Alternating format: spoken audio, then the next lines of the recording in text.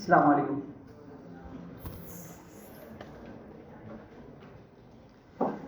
चलें स्टार्ट करते हैं। तो लास्ट क्लास में हमने आर्गूमेंट्स देखे थे, कीवर्ड आर्गूमेंट्स देखे थे। सही है।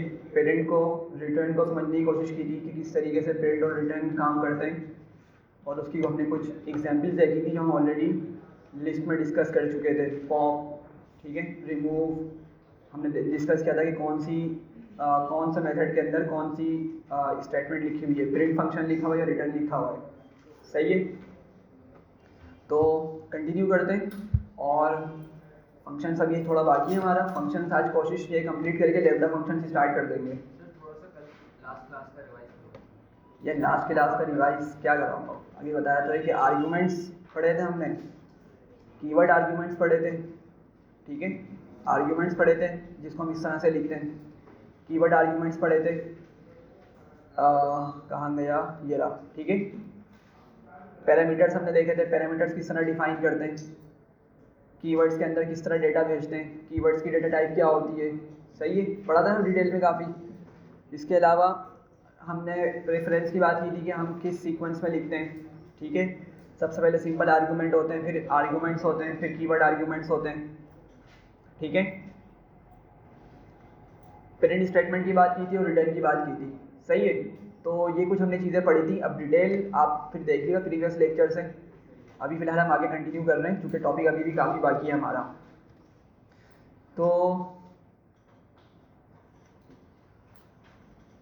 अच्छा, ये फंक्शन लिखा था मैंने, ठीक है। इसको ज़रा कॉपी करके ज़रा जल्दी से दोबारा से समझते हैं और फिर आगे बढ़ते हैं। अच्छा देखें, यहाँ पे हमने क्या बात की थी कि भाई x की वैल्यू हमने क्या डिफाइन कर दी है, 5 रख दी है, और हम x को पास कर रहे हैं किसके अंदर, g फंक्शन के अंदर पास कर रहे हैं। तो x की वैल्यू यहाँ पे क्या आ जाएगी, 5 हो जाएगी। मैं g फंक्शन के अंदर 5 पास कर रहा हूँ, ठीक है, जो कि फंक्शन में जाके किसकी वैल्यू बन जाएगी, y की। मतलब फंक्शन के अंदर जब ये वैल्यू पहुँचेगी तो एक्चुअली वो y की वैल्यू क्या हो चुकी होगी, 5 बन चुकी होगी। सही है। लेकिन हमने डिस्कस किया था कि भाई हमने फंक्शन के अंदर तो y कहीं पर यूज़ ही नहीं किया है। सही है। तो हमने इसका सोल्यूशन देखने की कोशिश की थी कि क्या हमें आंसर मिलेगा।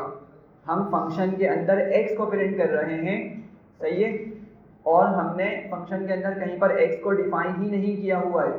तो क्या यहाँ पर हमें एरर मिलेगा या हमारा कोड चल जाएगा। तो आप लोगों ने इसको बताया था, रिस्पॉन्स क्या बताया था जी, चल जाएगा, एग्जैक्टली, ठीक है। और क्या हमने रीज़न देखा था, क्या वजह है कोड चल जाने की, क्यों हमें एरर नहीं मिलेगा। हाँ, ये वर्ड्स याद रखना, ठीक है, ये वर्ड्स इंपॉर्टेंट है कि हमारा जो x है, हमने जहाँ पर x को डिफाइन किया है वो कहाँ पे डिफाइन किया है, ग्लोबल स्कोप में हमने इसको डिफाइन किया है, या in other words global variable हमने इसको बनाया हुआ है। ग्लोबल वेरिएबल अगर कोई बोले क्या होता है तो आप क्या बताएंगे, भाई ऐसा वेरिएबल जो फंक्शन के बाहर डिफाइन हुआ हो, ऐसा वेरिएबल जो फंक्शन के बाहर आपने बनाया हुआ हो या डिफाइन किया हुआ हो, उसकी वैल्यू सेव की हुई हो, उस वेरिएबल को क्या बोलते हैं, ग्लोबल वेरिएबल बोलते हैं, या यही बोलते हैं ग्लोबल स्कोप में डिफाइन हुआ वो वेरिएबल। समझ रहे हैं। और फंक्शन के अंदर जो चीज़ होगी उसको क्या बोलते हैं, लोकल स्कोप बोलते हैं। सबसे पहली बात, ये जो फंक्शन के अंदर का जितना भी एरिया होता है ना, इसको क्या बोलते हैं, लोकल स्कोप। और उस एरिया में अगर आपने अगर कोई वेरिएबल की वैल्यू सेट की हुई है, कोई वेरिएबल आपने बनाया हुआ है, तो वेरिएबल क्या कहलाता है, लोकल वेरिएबल कहलाता है। ठीक है भाई, क्लियर हो रही है ये चीज़। अच्छा, पता नहीं वो एग्जाम्पल कहाँ चली गई, शायद वो सेव नहीं हो पाई। खैर, तो क्या होगा, यहाँ पर हमारा x प्रिंट हो जाएगा। यहाँ पे x की वैल्यू क्या मिलेगी भाई, हमें 5 मिलेगी, ठीक है। अच्छा, आपने यहाँ से स्टार्ट करना है। सबसे पहले x की वैल्यू क्या डिफाइन हुई, 5 डिफाइन हुई। फिर हमने क्या कहा था, भाई x की वैल्यू को भेज दो किसके अंदर, g फंक्शन के अंदर। अब जब g फंक्शन को हमने कॉल किया और उसमें वैल्यू को पास किया तो क्या होगा, आपकी वैल्यू आएगी यहाँ पर। सही है। फंक्शन जहाँ पर कॉल हो रहा है ना, आपने वहाँ से चलना स्टार्ट करना है, फिर आपको सही से लॉजिक पता चलेगी। अब यहाँ पर आपका x आ गया और उसकी वैल्यू 5 थी, मतलब y की वैल्यू कितनी हो चुकी है, 5 हो चुकी है।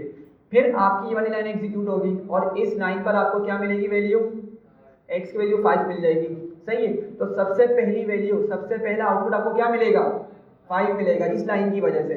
अब जब आपके पास नेक्स्ट लाइन एग्जीक्यूट होगी तो उसके बाद आपको क्या आउटपुट मिलेगा, 6 मिलेगा।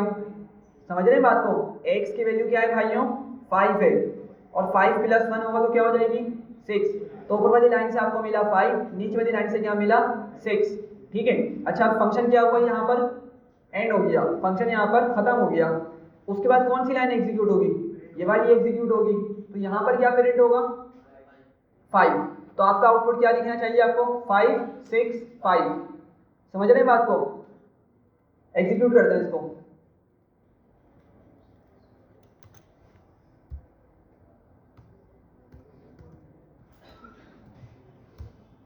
सही है क्या आउटपुट आ गया, 5 6 5 आ गया। ये बात समझ आ रही है। क्या पॉइंट यहाँ पे समझा कि भाई अगर आपका कोई वेरिएबल ग्लोबल स्कोप में लिखा हुआ है, ग्लोबल स्कोप में बना हुआ है, तो बिल्कुल फंक्शन की बॉडी के अंदर वो एक्सेसिबल होता है, ठीक है, वो फंक्शन के अंदर एक्सेस किया जा सकता है, ठीक है। अच्छा उसके बाद हमने एक एग्जाम्पल ली थी, उसको भी जल्दी से डिस्कस कर लेते हैं। लाइक मैं लिखता हूँ,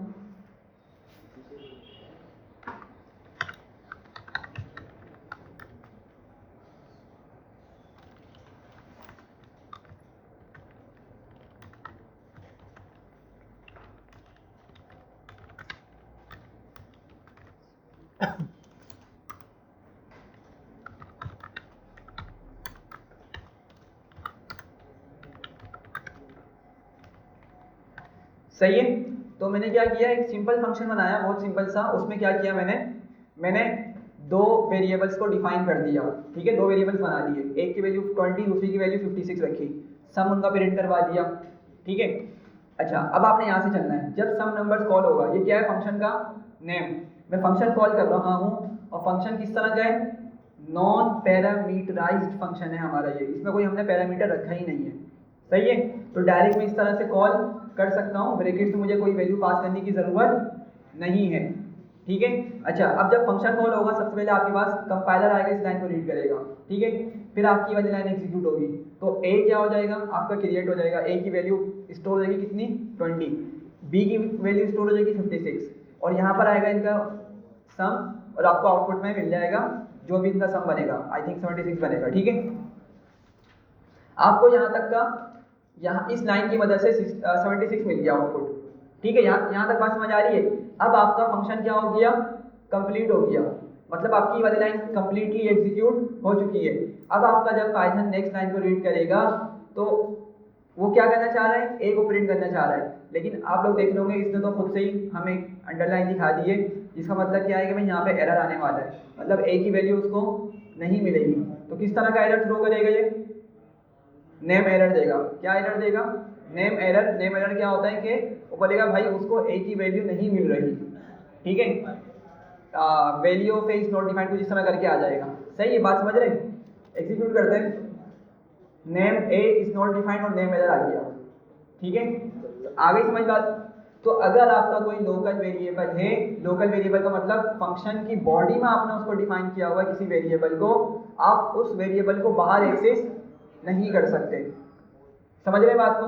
तो दो चीज़ें हो गई हैं, ग्लोबल स्कोप के अंदर अगर आपने कुछ चीज़ डिफाइन की है, वो लोकल वेरिएबल लोकल स्कोप में एक्सेस हो सकती है। अगर आपने ग्लोबल स्कोप में कोई वेरिएबल बनाया है तो लोकल स्कोप के अंदर वो एक्सेस हो सकता है, कोई मसला नहीं आएगा। लेकिन अगर हमने लोकल स्कोप में कोई वेरिएबल डिक्लेयर किया है, कोई वेरिएबल बनाया है, तो वो ग्लोबल स्कोप में एक्सेस नहीं हो सकता। ये समझ रहे हैं लोकल और ग्लोबल वाली चीज़, ठीक है, इंपॉर्टेंट है, इसको याद रखिएगा।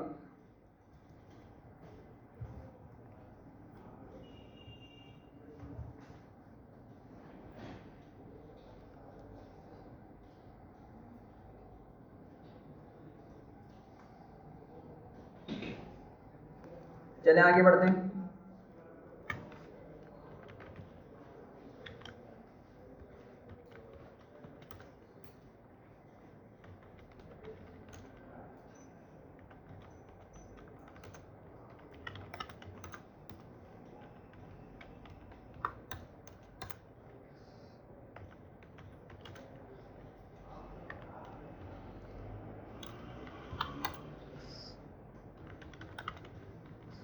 सही है भाई। ज़रा जल्दी से इसका आउटपुट बताएं क्या आएगा, सोचें ज़रा इसको। यहाँ से चलिएगा, यहाँ से चलिएगा, ठीक है। पहले आपने एक्स वैल्यू क्या रखी भाई, 5 रखी, और आपने क्या किया, उस एक्स वैल्यू को भेज दिया फंक्शन एफ के अंदर। सही है। तो अगेन क्या हुआ, y की वैल्यू आपके पास 5 हो चुकी है, ठीक है। लेकिन अगेन हमने कहीं पर भी y यूज ही नहीं किया फंक्शन के अंदर।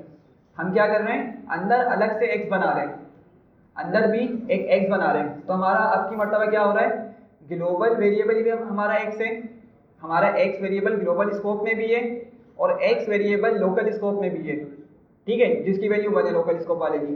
अच्छा, फिर हमने कहा कि भाई क्या करो, 1 को इंक्रीमेंट कर दो, x की वैल्यू में क्या करो, 1 इंक्रीमेंट कर दो, सही है, और फिर x को प्रिंट कर दो, ठीक है भाई।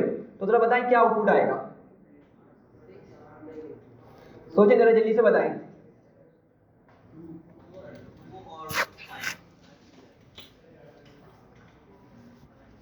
सॉरी, 3 और 5 2 है। हाँ भाई, कोई और देखते हैं, एक मिनट डिस्कस करते हैं, और कोई।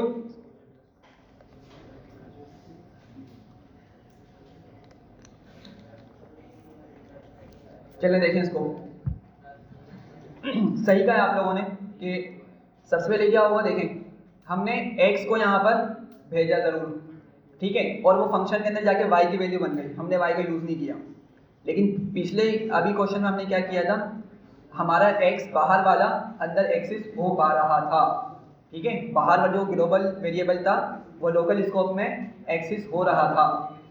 लेकिन अब पता है क्या होगा, अब हमने क्या किया, हमने लोकल स्कोप के अंदर भी एक सेम वेरिएबल बना दिया है, सही है। तो प्रायोरिटी जो मिलती है वो किसको मिलती है, लोकल वाले को मिलती है, ठीक है, लोकल वेरिएबल को मिलेगी। लोकल वेरिएबल का मतलब क्या है कि एक्स की वैल्यू क्या कंसीडर होगी, 1 कंसीडर होगी, ठीक है, क्या कंसीडर होगी, 1 कंसीडर होगी। और हम क्या बोल रहे हैं भाई, एक्स को क्या कर दो, इंक्रीमेंट कर दो 1, एक्स की वैल्यू के अंदर 1 इंक्रीमेंट कर दो, सही है। तो क्या हो जाएगी, एक्स की वैल्यू 2 हो गई, और पहले यहाँ पे आपका प्रिंट हुआ क्या, 2, सही है, समझ रहे हैं बात को।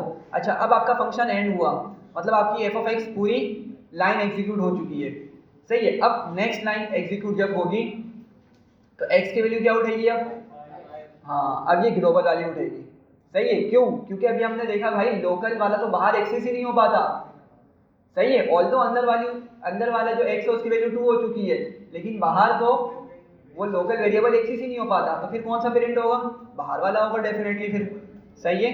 तो क्या मिलेगा, अंदर वाले की मदद से 2 मिलेगा और इस लाइन की मदद से क्या मिलेगा, ठीक है भाई, क्लियर हो गई ये चीज।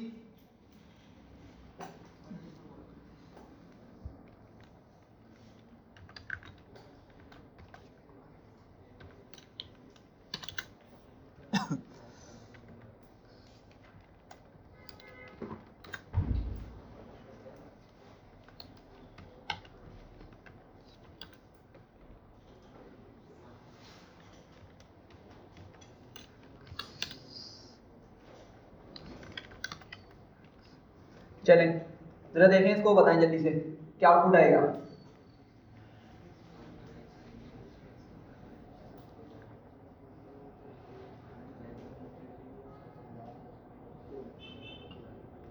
जी 6 and 5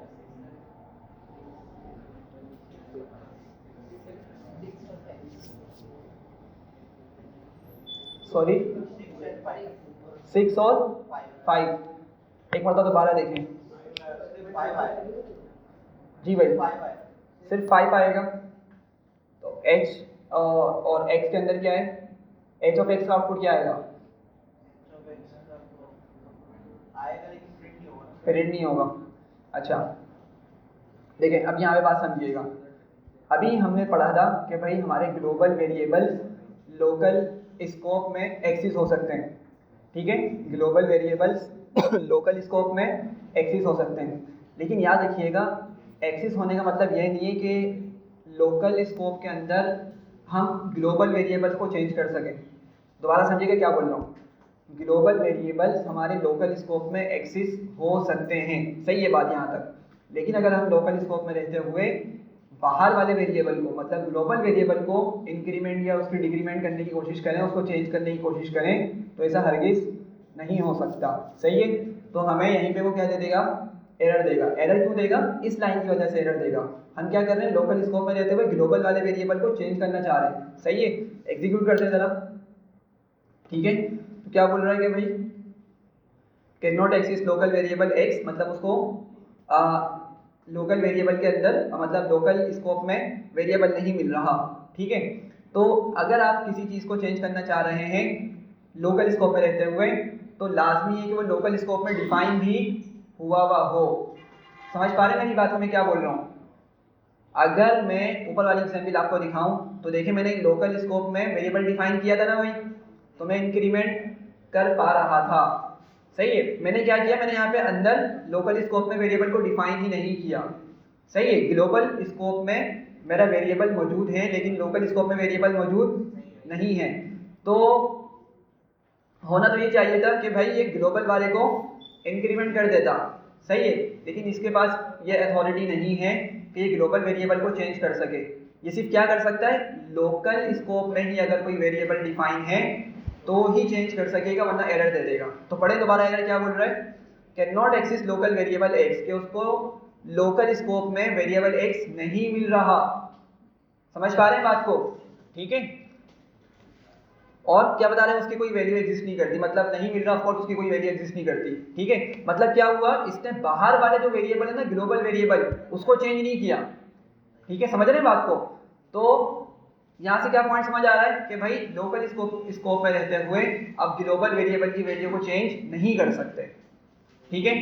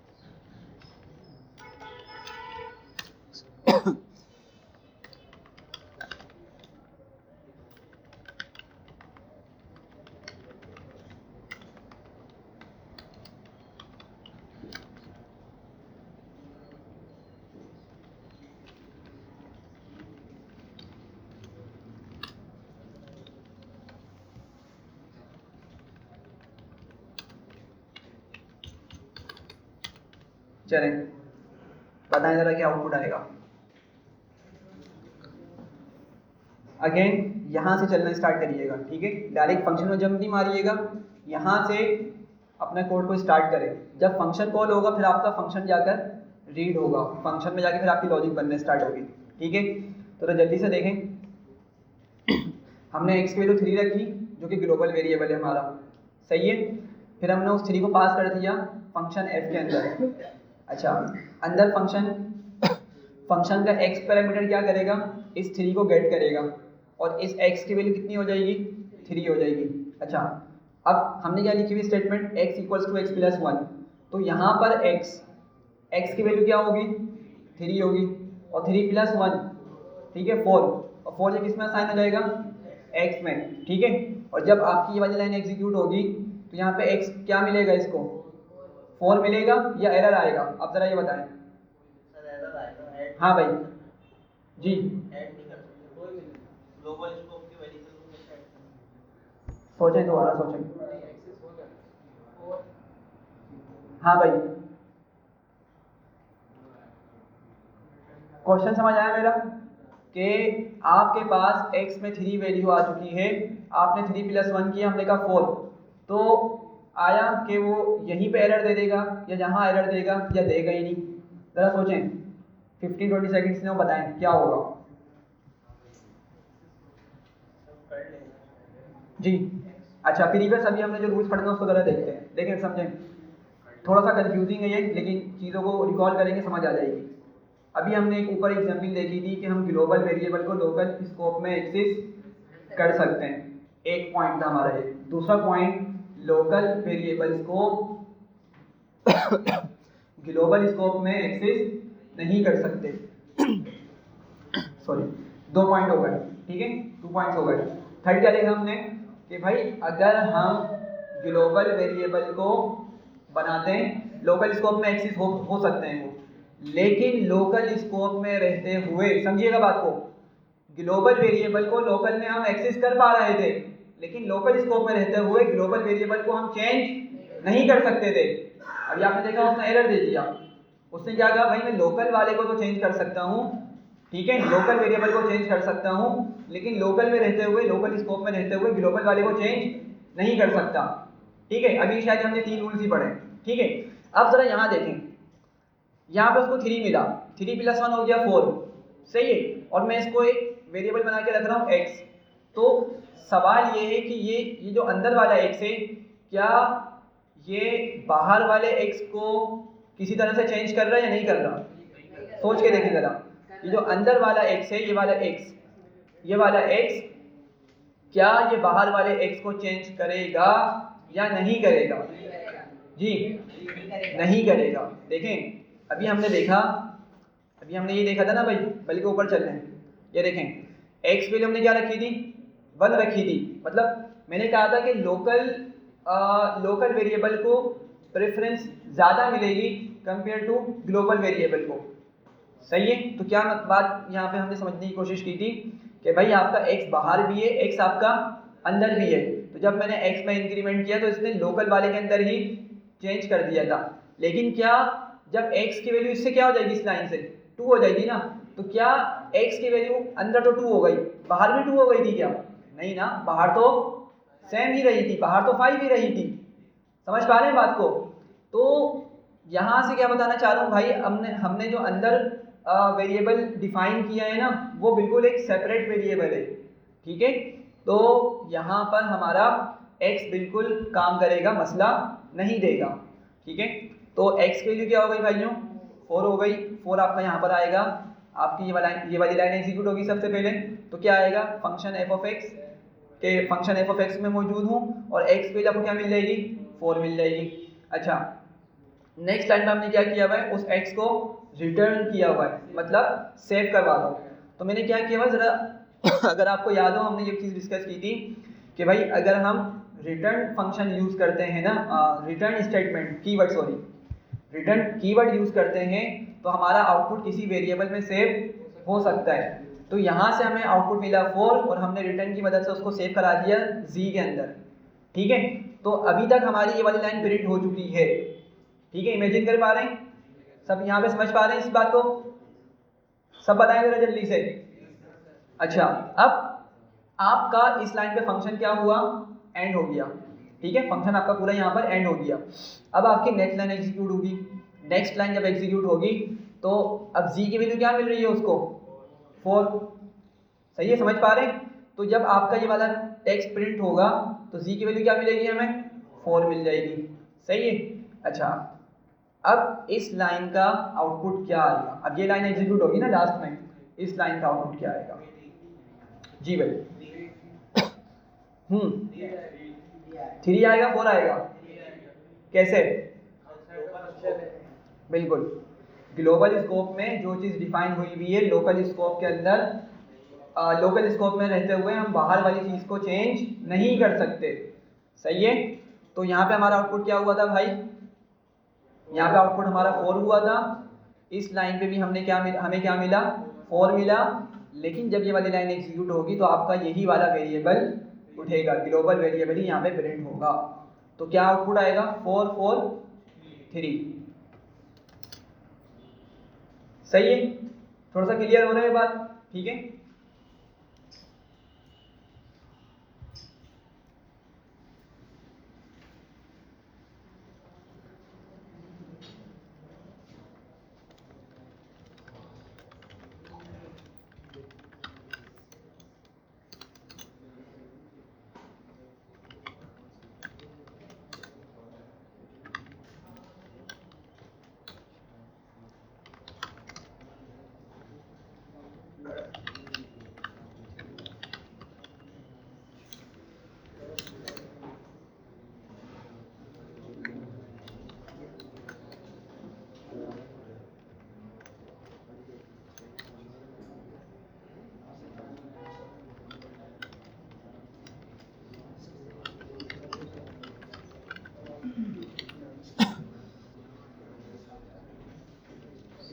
हाँ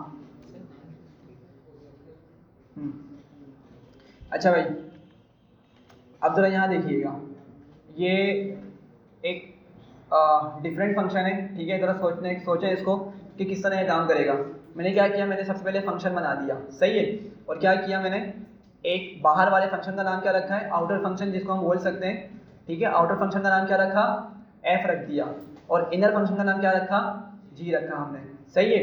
अच्छा ज़रा यहाँ पे खड़े होके देखें कि आपका जी फंक्शन के अंदर ये दो लाइन्स मौजूद है, जी फंक्शन के स्कोप के अंदर ये दो लाइन्स मौजूद है, ठीक है। समझ पा रहे हैं इस बात को। अच्छा, और एफ फंक्शन के अंदर क्या है, एक तो ये फंक्शन डिफाइन हुआ हुआ है, ठीक है। दूसरा वो फंक्शन कॉल भी हो रहा है, सही है। और फिर ये लाइन प्रिंट हमने करवाई है, ठीक है। और मैं क्या कर रहा हूँ, अब फंक्शन आउटर फंक्शन को कॉल कर रहा हूँ, क्या कर रहा हूँ, आउटर फंक्शन को कॉल कर रहा हूँ। ज़रा सोचें क्या होगा, कोई इसका आउटपुट बताएगा, किस तरह से आउटपुट आएगा।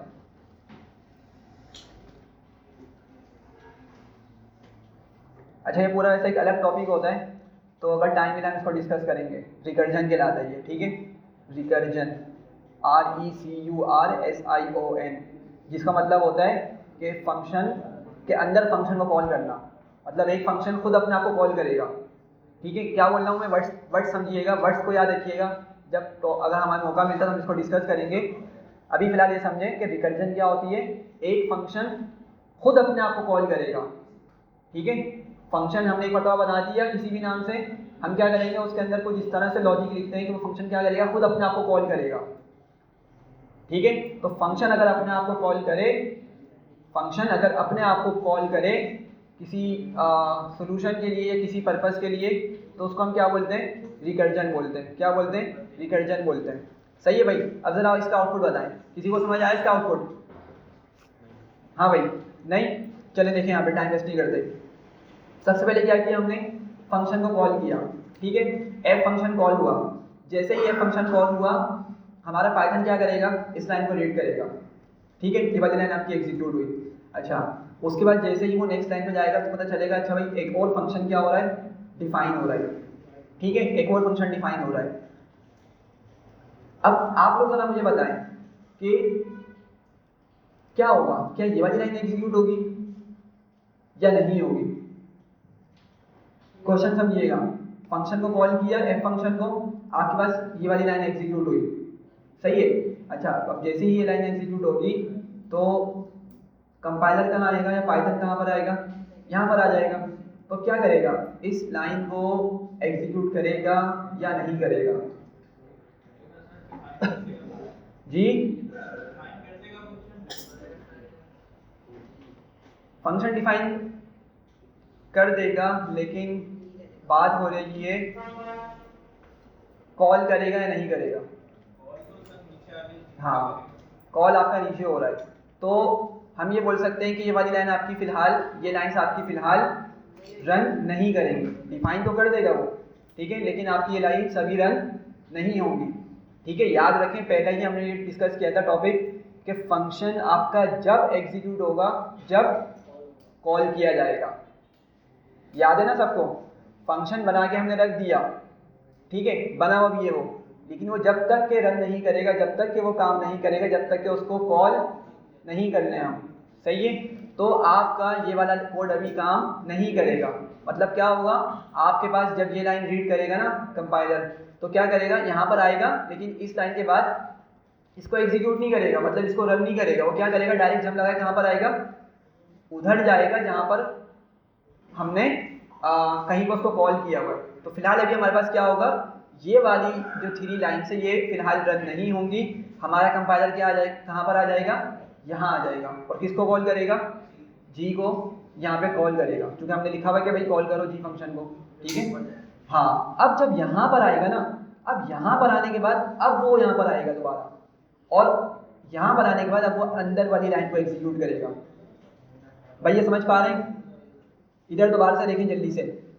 फंक्शन को हमने कॉल किया तो कंपाइलर ने इस लाइन को रीड किया, जैसे ही इसको रीड किया, एग्जीक्यूट किया, वो आ गया यहाँ पर, ठीक है, इस पॉइंट पर आ गया, इस पोजीशन पर आ गया। लेकिन इसको पता चला यहाँ पे एक और फंक्शन डिफाइन हो रहा है, ठीक है, डिफाइन करके अपने पास मेमोरी में सेव कर लेगा, यहाँ तक बात सही है, लेकिन इसको रन नहीं करेगा। ठीक है। तो क्या करेगा, यहीं से जंप लगा के डायरेक्ट आएगा कहाँ पर, वहाँ पर जहाँ पे ये फंक्शन एंड हो रहा हो। तो देखिए इन तीनों लाइंस के बाद हमारा फंक्शन एंड हुआ, और अभी हमने क्या लिखा हुआ है यहाँ पे जी को कॉल किया हुआ है। तो पहले यहाँ पर आएगा, इस लाइन के बाद डायरेक्ट आएगा इधर, ठीक है। यहाँ पर आने के बाद अब फिर यहाँ पर आके इस पूरी चीज़ को एग्जीक्यूट करेगा वो, ठीक है, मतलब रन करेगा। ठीक है, समझ पा रहे हैं इतनी बात? अच्छा, अब जब वो इस चीज़ को रीड करेगा और अंदर इंटर होगा, तो सबसे पहले क्या प्रिंट करेगा, इनसाइड फंक्शन जी कि कहाँ पर मौजूद हूँ मैं, फंक्शन जी में मौजूद हूँ। यहाँ तक समझ सब पहुँच रहे हैं भाई? जल्दी से बताएं, अगर किसी को समझने नहीं आई तो अभी मालूम कर लें, क्योंकि आगे फिर इसी में कॉन्सेप्ट घूमेगा सारा। देखें, फंक्शन को मैंने कॉल किया, एफ फंक्शन को, तो क्या होगा, सबसे पहले आपके पास ये वाली लाइन एग्जीक्यूट होगी, ठीक है। आपके पास जब ये लाइन एग्जीक्यूट हुई मतलब अब फंक्शन की बॉडी में एंटर होगा, ठीक है। जो पाइथन है कंपाइलर क्या करेगा, फंक्शन की बॉडी में एंटर हो गया, उसको एग्जीक्यूट करने स्टार्ट करेगा। लेकिन जैसे ही पता चलेगा भाई नेक्स्ट लाइन में तो एक और फंक्शन डिफाइन हो रहा है, तो इस पूरी चीज़ को वो रीड नहीं करेगा फिलहाल, ठीक है। इस पूरी चीज़ को फिलहाल वो रीड नहीं करेगा, वो कहाँ पर आ जाएगा, वो आ जाएगा इस वाली लाइन पर, ठीक है। यहाँ पर आने के बाद उसको पता चलेगा अच्छा भाई जी फंक्शन को कॉल किया जा रहा है, ठीक है। और वो ऊपर देखेगा कि उसको हमने कहाँ पे डिफाइन किया हुआ है, ठीक है। फिर वो वहाँ पर जाएगा, मतलब इस लाइन पर आएगा, और इस लाइन को एग्जीक्यूट करने के बाद अब वो अंदर इंटर हो जाएगा फंक्शन के अंदर, क्योंकि अब इसको रीड करेगा ना, अब वो इसको एग्जीक्यूट करेगा, अब वो तो फंक्शन के अंदर वो एंटर हो गया और उसने क्या किया, इस लाइन को प्रिंट कर दिया, ठीक है। तो सबसे पहले क्या आउटपुट मिलेगा हमें, इनसाइड फंक्शन जी, एक मतलब हमें आउटपुट मिल चुका है ये वाला, ठीक है। अब अगली लाइन पर आ रहा है, समझिएगा आप जरा जल्दी से, अगली लाइन पर क्या मिल रहा है इसको, दोबारा से इसको पता चल रहा है भाई मुझे एफ को कॉल करना है, क्या करना है, मुझे एफ को कॉल करना है, ठीक है। तो इस लाइन को प्रिंट करने के बाद वो क्या करेगा, फिर से यहीं पे खड़े खड़े एफ को कॉल कर लेगा, सही है। तो फंक्शन के अंदर फंक्शन खुद कॉल हो रहा है, ठीक है। फंक्शन के अंदर फंक्शन खुद कॉल हो रहा है। अब जरा समझिएगा यहाँ पर, जब इसको पता चला कि भाई दोबारा से एफ को कॉल किया जा रहा है, तो क्या करेगा, ये दोबारा से इस लाइन पर आ जाएगा। पहुंच रहे हैं सब? इसको यहां पर पता चला भाई दोबारा फंक्शन एफ को कॉल करना है, वो दोबारा से क्या करेगा, इस लाइन को एग्जीक्यूट करेगा, इस लाइन को रीड करेगा, ठीक है। और फिर क्या होगा, दोबारा अंदर इंटर होगा, लेकिन ये वाली चीज फिलहाल अभी ये रन नहीं करेगा, ठीक है। वही कॉन्सेप्ट है प्रीवियस। तो क्या करेगा, जब यहां तक पहुंचेगा, इस लाइन पर पहुंचेगा, तो इसको पता चलेगा भाई अब जी को कॉल किया जा रहा है, ठीक है, जी को कॉल किया जा रहा है। अच्छा, अब वो क्या करेगा, दोबारा से इस लाइन को रीड करेगा, और फिर जब अंदर इंटर होगा दोबारा प्रिंट क्या प्रिंट करेगा, इनसाइड फंक्शन जी। अब ये सेकंड टाइम हमें मिला है प्रिंट, सेकंड टाइम मिला है ना अभी, इनसाइड फंक्शन जी सेकंड टाइम मिल गया, चलें ठीक है। लेकिन अब जब दोबारा नेक्स्ट लाइन पे जाएगा, फिर पता चलेगा भाई फंक्शन एफ को कॉल करो, फिर दोबारा ये प्रोसेस क्या करेगा, ये रिपीट करेगा, फिर वही दोबारा इनसाइड फंक्शन जी मिलेगा, फिर दोबारा नेक्स्ट लाइन पे जाएगा, फिर पता चलेगा एफ को कॉल करो। तो एक तरीके से क्या हो चुका है, ये हमारा इनफाइनाइट लूप चल चुका है। समझ रहे हैं बात को? वो इस लाइन पर पहुंच ही नहीं पा रहा और फंक्शन एंड ही नहीं हो रहा, क्योंकि लॉजिक में जिस तरह लिखी हुई है कि भाई वो चली जा रही है और कोई हमने एंड उसको ख़त्म करने के लिए लॉजिक यहाँ पे यूज ही नहीं की। समझ रहे हैं बात को? तो क्या होगा, ये आपका एक इनफाइनाइट लूप्स में चला जाएगा, वो चलता रहेगा अनलेस हम इसको क्या करें, स्टॉप कर दें। तो ज़रा देखते हैं हम लोग इसको एग्जीक्यूट करते हैं। तो आपको एक बात समझ आ गई होगी कि हमें हर मरतबा प्रिंट क्या मिलेगा, इनसाइड फंक्शन जी, बस यही हमें प्रिंट मिलता रहेगा। ये वाली लाइन हमें एग्जीक्यूट होते हुए नहीं मिलेगी, ठीक है। चलें एग्जीक्यूट करते हैं इसको, सॉरी एफ को करेंगे ना फंक्शन को, पहले तो हमने यहीं से उसको कॉल करना पड़ेगा नीचे वाली लाइन से, एग्जीक्यूट किया। अच्छा भाई अब देख रहे हैं कंटिन्यूसली क्या कर रहा है, इनसाइड फंक्शन जी दिया जा रहा है ये, ठीक है। और अगर मैं इसको ऊपर ले जाऊं तो ये मुसलसल चला जा रहा है, ठीक है। तो खैर अब क्या करूंगा मैं इसको रोकने के लिए, इसको यहाँ से एंड कर दूंगा, ठीक है। तो खैर पॉइंट समझाने का ये था, यहाँ से आपको थोड़ा क्लियर हुआ होगा कि रिकर्जन क्या होती है। रिकर्जन का मतलब क्या होता है कि फंक्शन खुद अपने आप को कॉल कर रहा होगा, ठीक है, फंक्शन क्या कर रहा होगा, खुद अपने आप को कॉल कर रहा होगा। ठीक है, इसको हम रिकर्जन बोलते हैं। और यहाँ पे आपको एक चीज़ तो पता चली, क्या रुका नहीं अभी तक,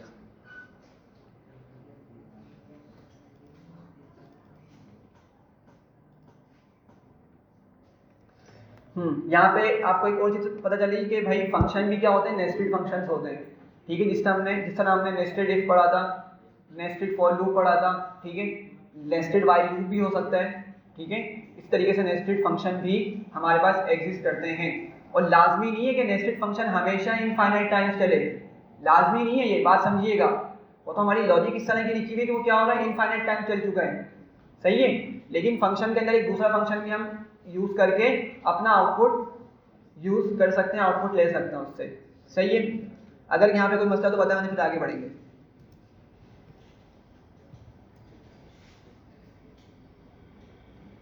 नहीं है कोई क्वेश्चन?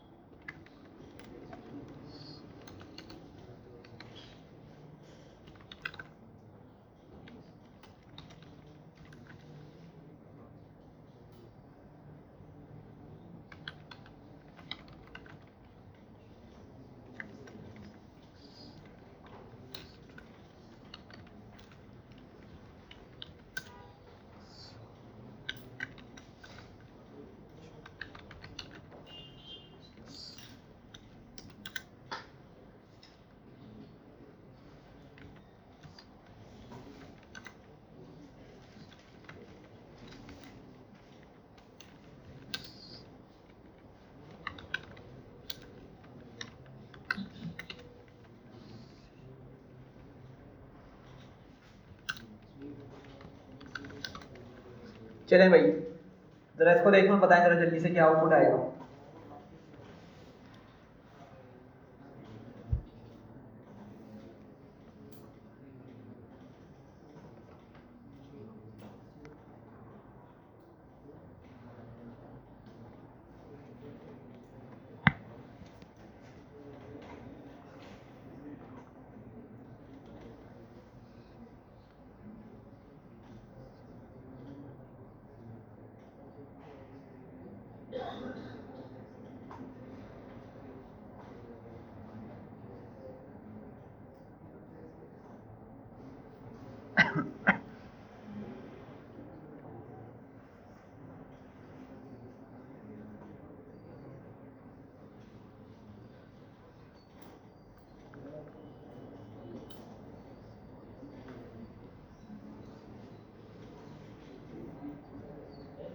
जी भाई, हुआ किसी से? सॉरी,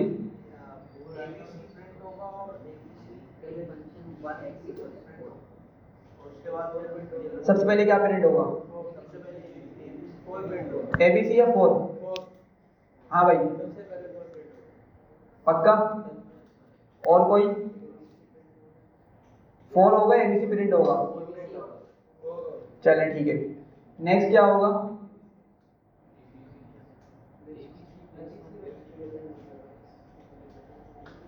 कोई एक्सप्लेन करेगा इसको खड़ा हो गए, अगर समझ आ गया तो? हाँ भाई, चलें यार, खड़े हो जाए, आप एक्सप्लेन कर रहे हैं ना, आपने भी तो हाथ खड़ा किया है। मैंने कहा शायद मक्खी उड़ा रहे हैं आप, मक्खी तो ऐसे नहीं। खैर, यहाँ देखें, x की वैल्यू क्या है भाई, 3 है। हमने उस 3 को भेजा कहाँ पर, g फंक्शन के अंदर, और अंदर भी हमने क्या पैरामीटर रखा हुआ है, x ही रखा हुआ है। मतलब इस x की वैल्यू क्या हो जाएगी, 3 हो जाएगी। अच्छा, ये लाइन तो आपकी क्या हो गई, एग्जीक्यूट हो गई, रन हो गई। अच्छा, अब वो अंदर इंटर होगा, इसको पता चला भाई एक और फंक्शन डिफाइन हो रहा है। फंक्शन को बनाकर रख लेगा लेकिन कॉल नहीं करेगा, कॉल नहीं करेगा। और फंक्शन चलते ही कब है, जब वो कॉल किए जाते हैं, जब इनको कॉल करते हैं, जब ही वो काम करते हैं। तो क्या होगा, डायरेक्ट आपका इस लाइन के बाद आपका कंपाइलर कहाँ आ जाएगा, इधर आ जाएगा इस लाइन पर। और इसको पता चला भाई कि इसको x पैरामीटर के अंदर क्या वैल्यू मिली है, 3 मिली है। तो 3 + 1 कितना हुआ, 4, और हमें इस x के अंदर ये 4 को स्टोर करवा देगा, ठीक है। और नेक्स्ट लाइन पे क्या करेगा, ये 4 प्रिंट कर देगा इस स्टेटमेंट के साथ, इन फंक्शन g, और x की वैल्यू क्या हो चुकी है, 4। यहाँ तक तो बात सही है, ठीक है। अच्छा, अब नेक्स्ट लाइन पर जाएगा, नेक्स्ट लाइन पे जाएगा तो उसको पता चलेगा भाई अब h फंक्शन कॉल हो रहा है, h फंक्शन कॉल हो रहा है। तो अब ये क्या करेगा, अब आएगा यहाँ पर, इस लाइन को रीड करने के बाद पता चलेगा हाँ भाई h फंक्शन आपका यहीं पर है, वो अंदर इंटर होगा इसकी स्कोप के अंदर, इसकी बॉडी के अंदर, और x की वैल्यू यहाँ पर क्या आ रही है, abc। तो क्या करेगा, इस प्रिंट स्टेटमेंट की मदद से abc प्रिंट कर देगा, ठीक है। तो पहले इस लाइन की मदद से हमें मिला 4, इस लाइन की मदद से मतलब h फंक्शन को जब कॉल किया ये अंदर गया, और इस लाइन की मदद से हमें क्या मिला, abc। तो पहले मिलेगा 4, दोबारा क्या मिलेगा, सेकंड टाइम abc मिलेगा। अच्छा, अब इसके बाद यहाँ पे क्या हो चुका है, फंक्शन इस लाइन पर फंक्शन हो चुका है एंड, मतलब हमारी ये जो लाइन है कम्प्लीटली एग्जीक्यूट हो चुकी है, सही है। अब नेक्स्ट बढ़ेगा, नेक्स्ट लाइन पर जाएगा तो रिटर्न करेगा किसको, x को। अब कौन से x को रिटर्न करेगा, abc वाले को या 4 वाले को, हाँ भाई 4 वाले को करेगा, सही है। बात समझिएगा, कहाँ पर रिटर्न कर रही है, ये आपके g फंक्शन के अंदर रिटर्न कर रहा है। मतलब ये जो अंदर वाला फंक्शन है ना, h वाला फंक्शन, उसके स्कोप में नहीं लिखा हुआ रिटर्न, मैंने समझिएगा इस बात को, उसके स्कोप से बाहर लिखा हुआ है, ठीक है। तो g फंक्शन के स्कोप में मैंने रिटर्न स्टेटमेंट का यूज किया हुआ है, रिटर्न कीवर्ड का यूज किया हुआ है, सही है। तो डेफिनेटली ये यहीं से वैल्यू उठाएगा, जो कि क्या होगी इसकी वैल्यू 4, ठीक है। अच्छा, फिर हमने सेव करने के लिए एक वेरिएबल को भी यहाँ पे रखा हुआ है z, तो z के अंदर भी क्या सेव हो जाएगा, 4, ठीक है। और नेक्स्ट लाइन पे जैसे ही ये जाएगा तो क्या प्रिंट करेगा, 4। तो 3 आउटपुट आ चुके हैं, पहले 4 मिला, फिर मिला abc, और z की मदद से दोबारा हमें क्या मिला, 4 मिला, और x, अब x क्या मिलेगा इसको, 3 मिलेगा, ठीक है। क्लियर हो रही है चीज, ठीक है, आ गई समझ, हाँ भाई समझ आई या नहीं आई,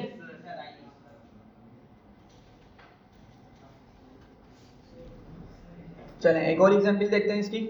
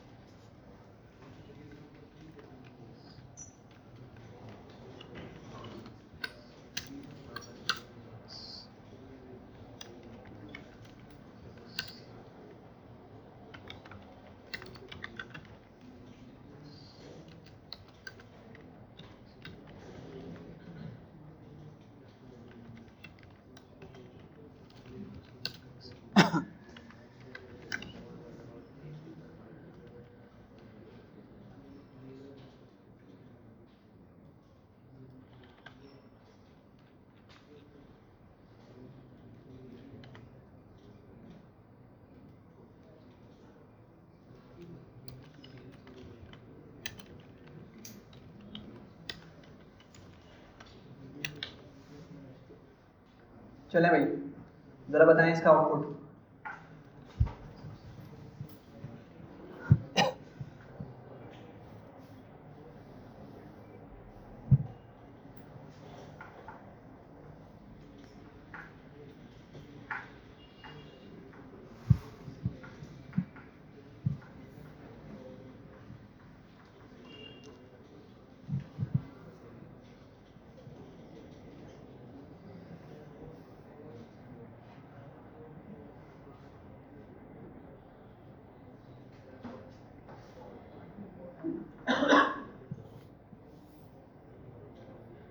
हो गया,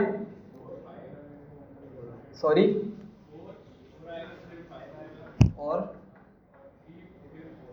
ठीक है, सही है। 3 4 4 5 कैसे?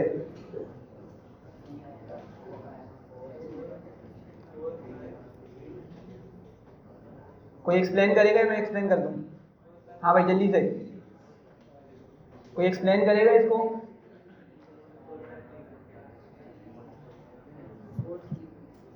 चलिए इसका मतलब मैं खुद ही एक्सप्लेन कर दूं। 4 4 3 4 हाँ 4 4 3 4 5 3। देखें ज़रा, स्टार्ट करते हैं, बातें नहीं करें यार। यहाँ देखें, x की वैल्यू क्या रखी हमने? 3 रखी। इसको कहाँ भेज दिया हमने? g फंक्शन के अंदर भेज दिया, ठीक है। आर्गुमेंट बना के हमने उसको पास करवा दिया अंदर। x ने इसको क्या किया?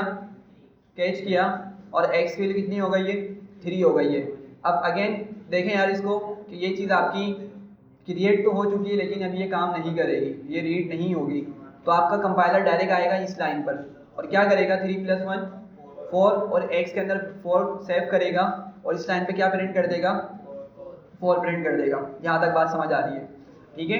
अच्छा, अब यहाँ पर हम क्या कर रहे हैं? नेक्स्ट लाइन पे h फंक्शन कॉल कर रहे हैं, और इसमें x को आर्ग्यूमेंट बना के भेज रहे हैं। और x की वैल्यू क्या है? अब ये 3 है या 4 होगी?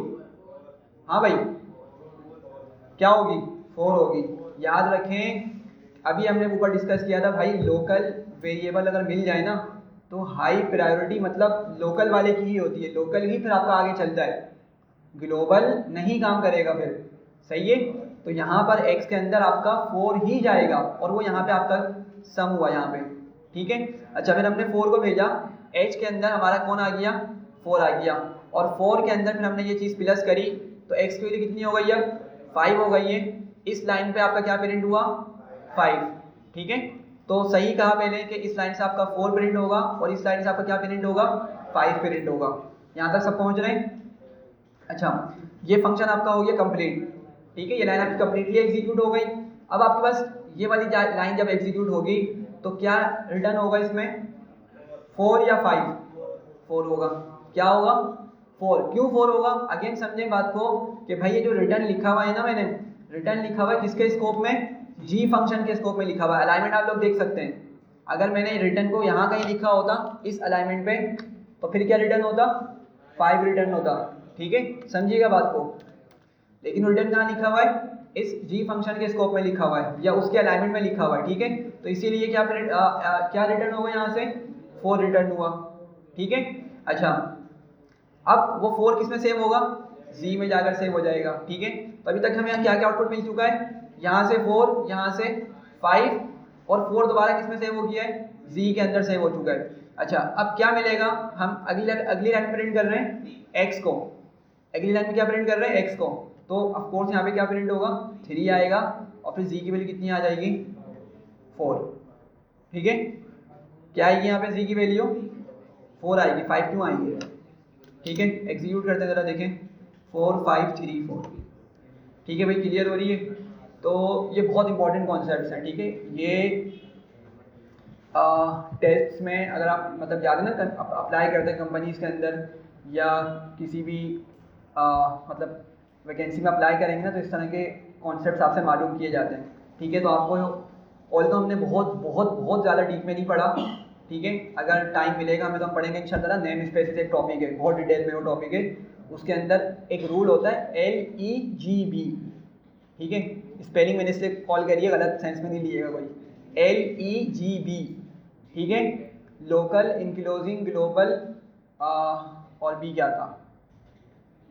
LEGB माइंड से निकल गया, खैर मैं देख के बता दूंगा, ठीक है। तो ये रूल होता है जिसके बिहाफ पे वेरिएबल्स की वैल्यूज़ और उनकी जो आउटपुट है ना वो डिसाइड किया जाता है। एल का मतलब तो लोकल हो गया, ई मतलब इंक्लोजिंग, इंक्लोजिंग देखेंगे कभी टाइम मिलेगा, लेकिन ग्लोबल हमने देख लिया है। तो अभी फिलहाल हमने 2 चीज़ों के लिहाज से अपने कॉन्सेप्ट स्ट्रॉन्ग कर लिए हैं, सही है जी। हाँ बोलें। हाँ, वो सेव नहीं हो सकती, ठीक है। अगर आप प्रिंट लिखेंगे ना, तो हमने इसको देखा था लास्ट क्लास में ही देखा था शायद, कि वो ना आपका वैल्यू को सेव नहीं करा सकता z के अंदर, ठीक है। तो अगर आपको किसी भी आउटपुट को किसी वेरिएबल में सेव करना है ना, तो आपको रिटर्न कीवर्ड का लाजमी यूज़ करना पड़ेगा। प्रिंट वो काम नहीं कर सकता, ठीक है। प्रिंट सिर्फ शो करने के लिए तो यूज़ होता है, लेकिन वो कहीं किसी डेटा को किसी वेरिएबल में सेव नहीं करा सकता, सही है। तो हम यूजुअली फंक्शन के अंदर रिटर्न का ही यूज़ कर रहे होते हैं, क्योंकि हमारे वहाँ पे प्रॉपर कैलकुलेशन वगैरह परफॉर्म होने के बाद हमें आउटपुट मिल रहा होता है, तो इसलिए हम क्या करते हैं, आउटपुट को रिटर्न करवाते हैं, ठीक है। और कोई क्वेश्चन?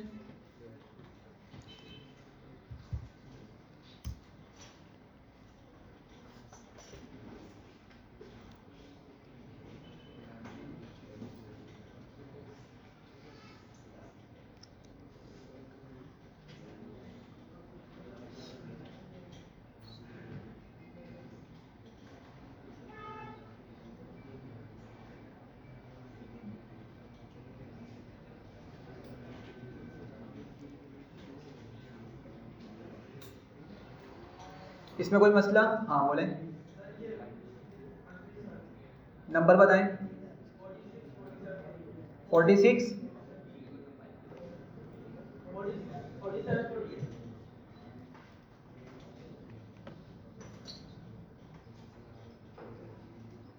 नंबर नहीं आ रहे आपके यहाँ पर,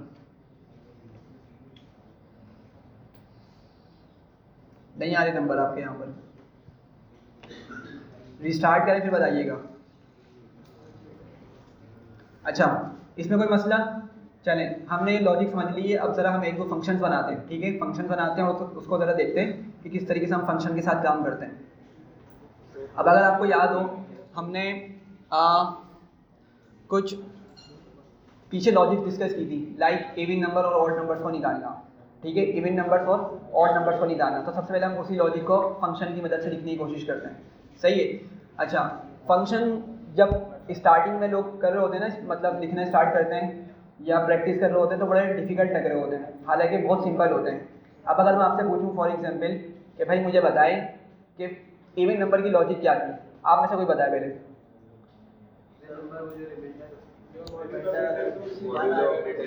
हाँ, मॉडल ऑपरेटर यूज़ करते हैं, तो उसका रिमाइंडर क्या मिलता है हमें?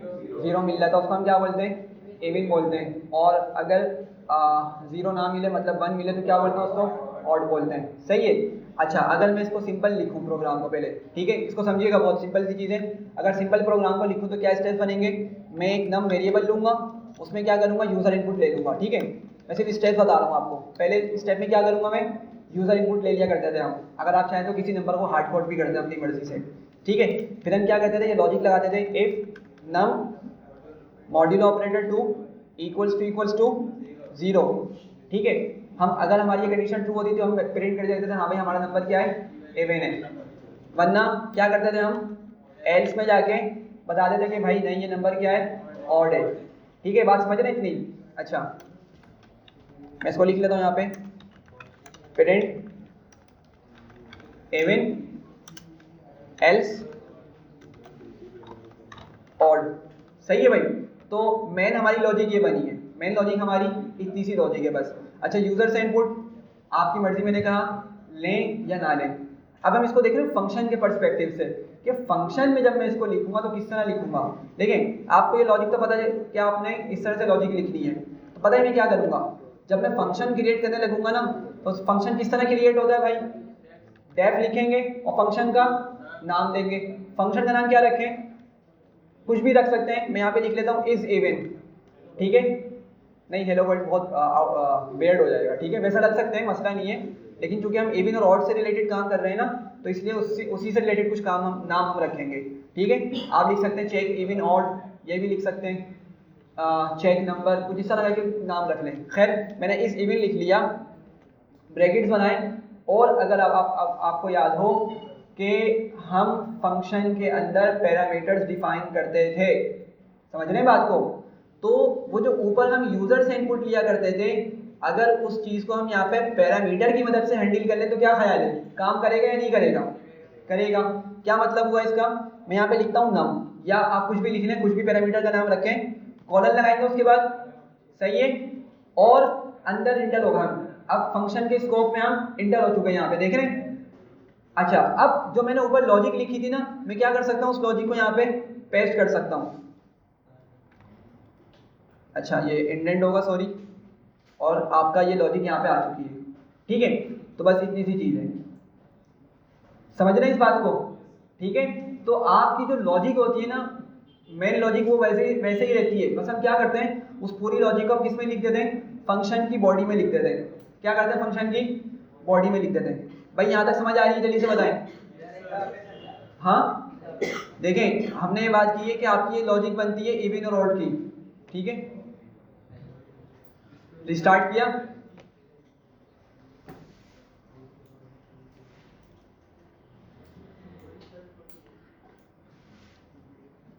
अभी भी नहीं आ रहा 47 48।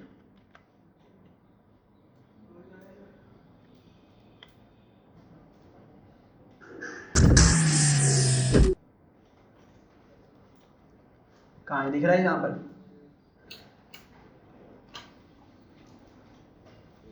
नहीं आ रहा।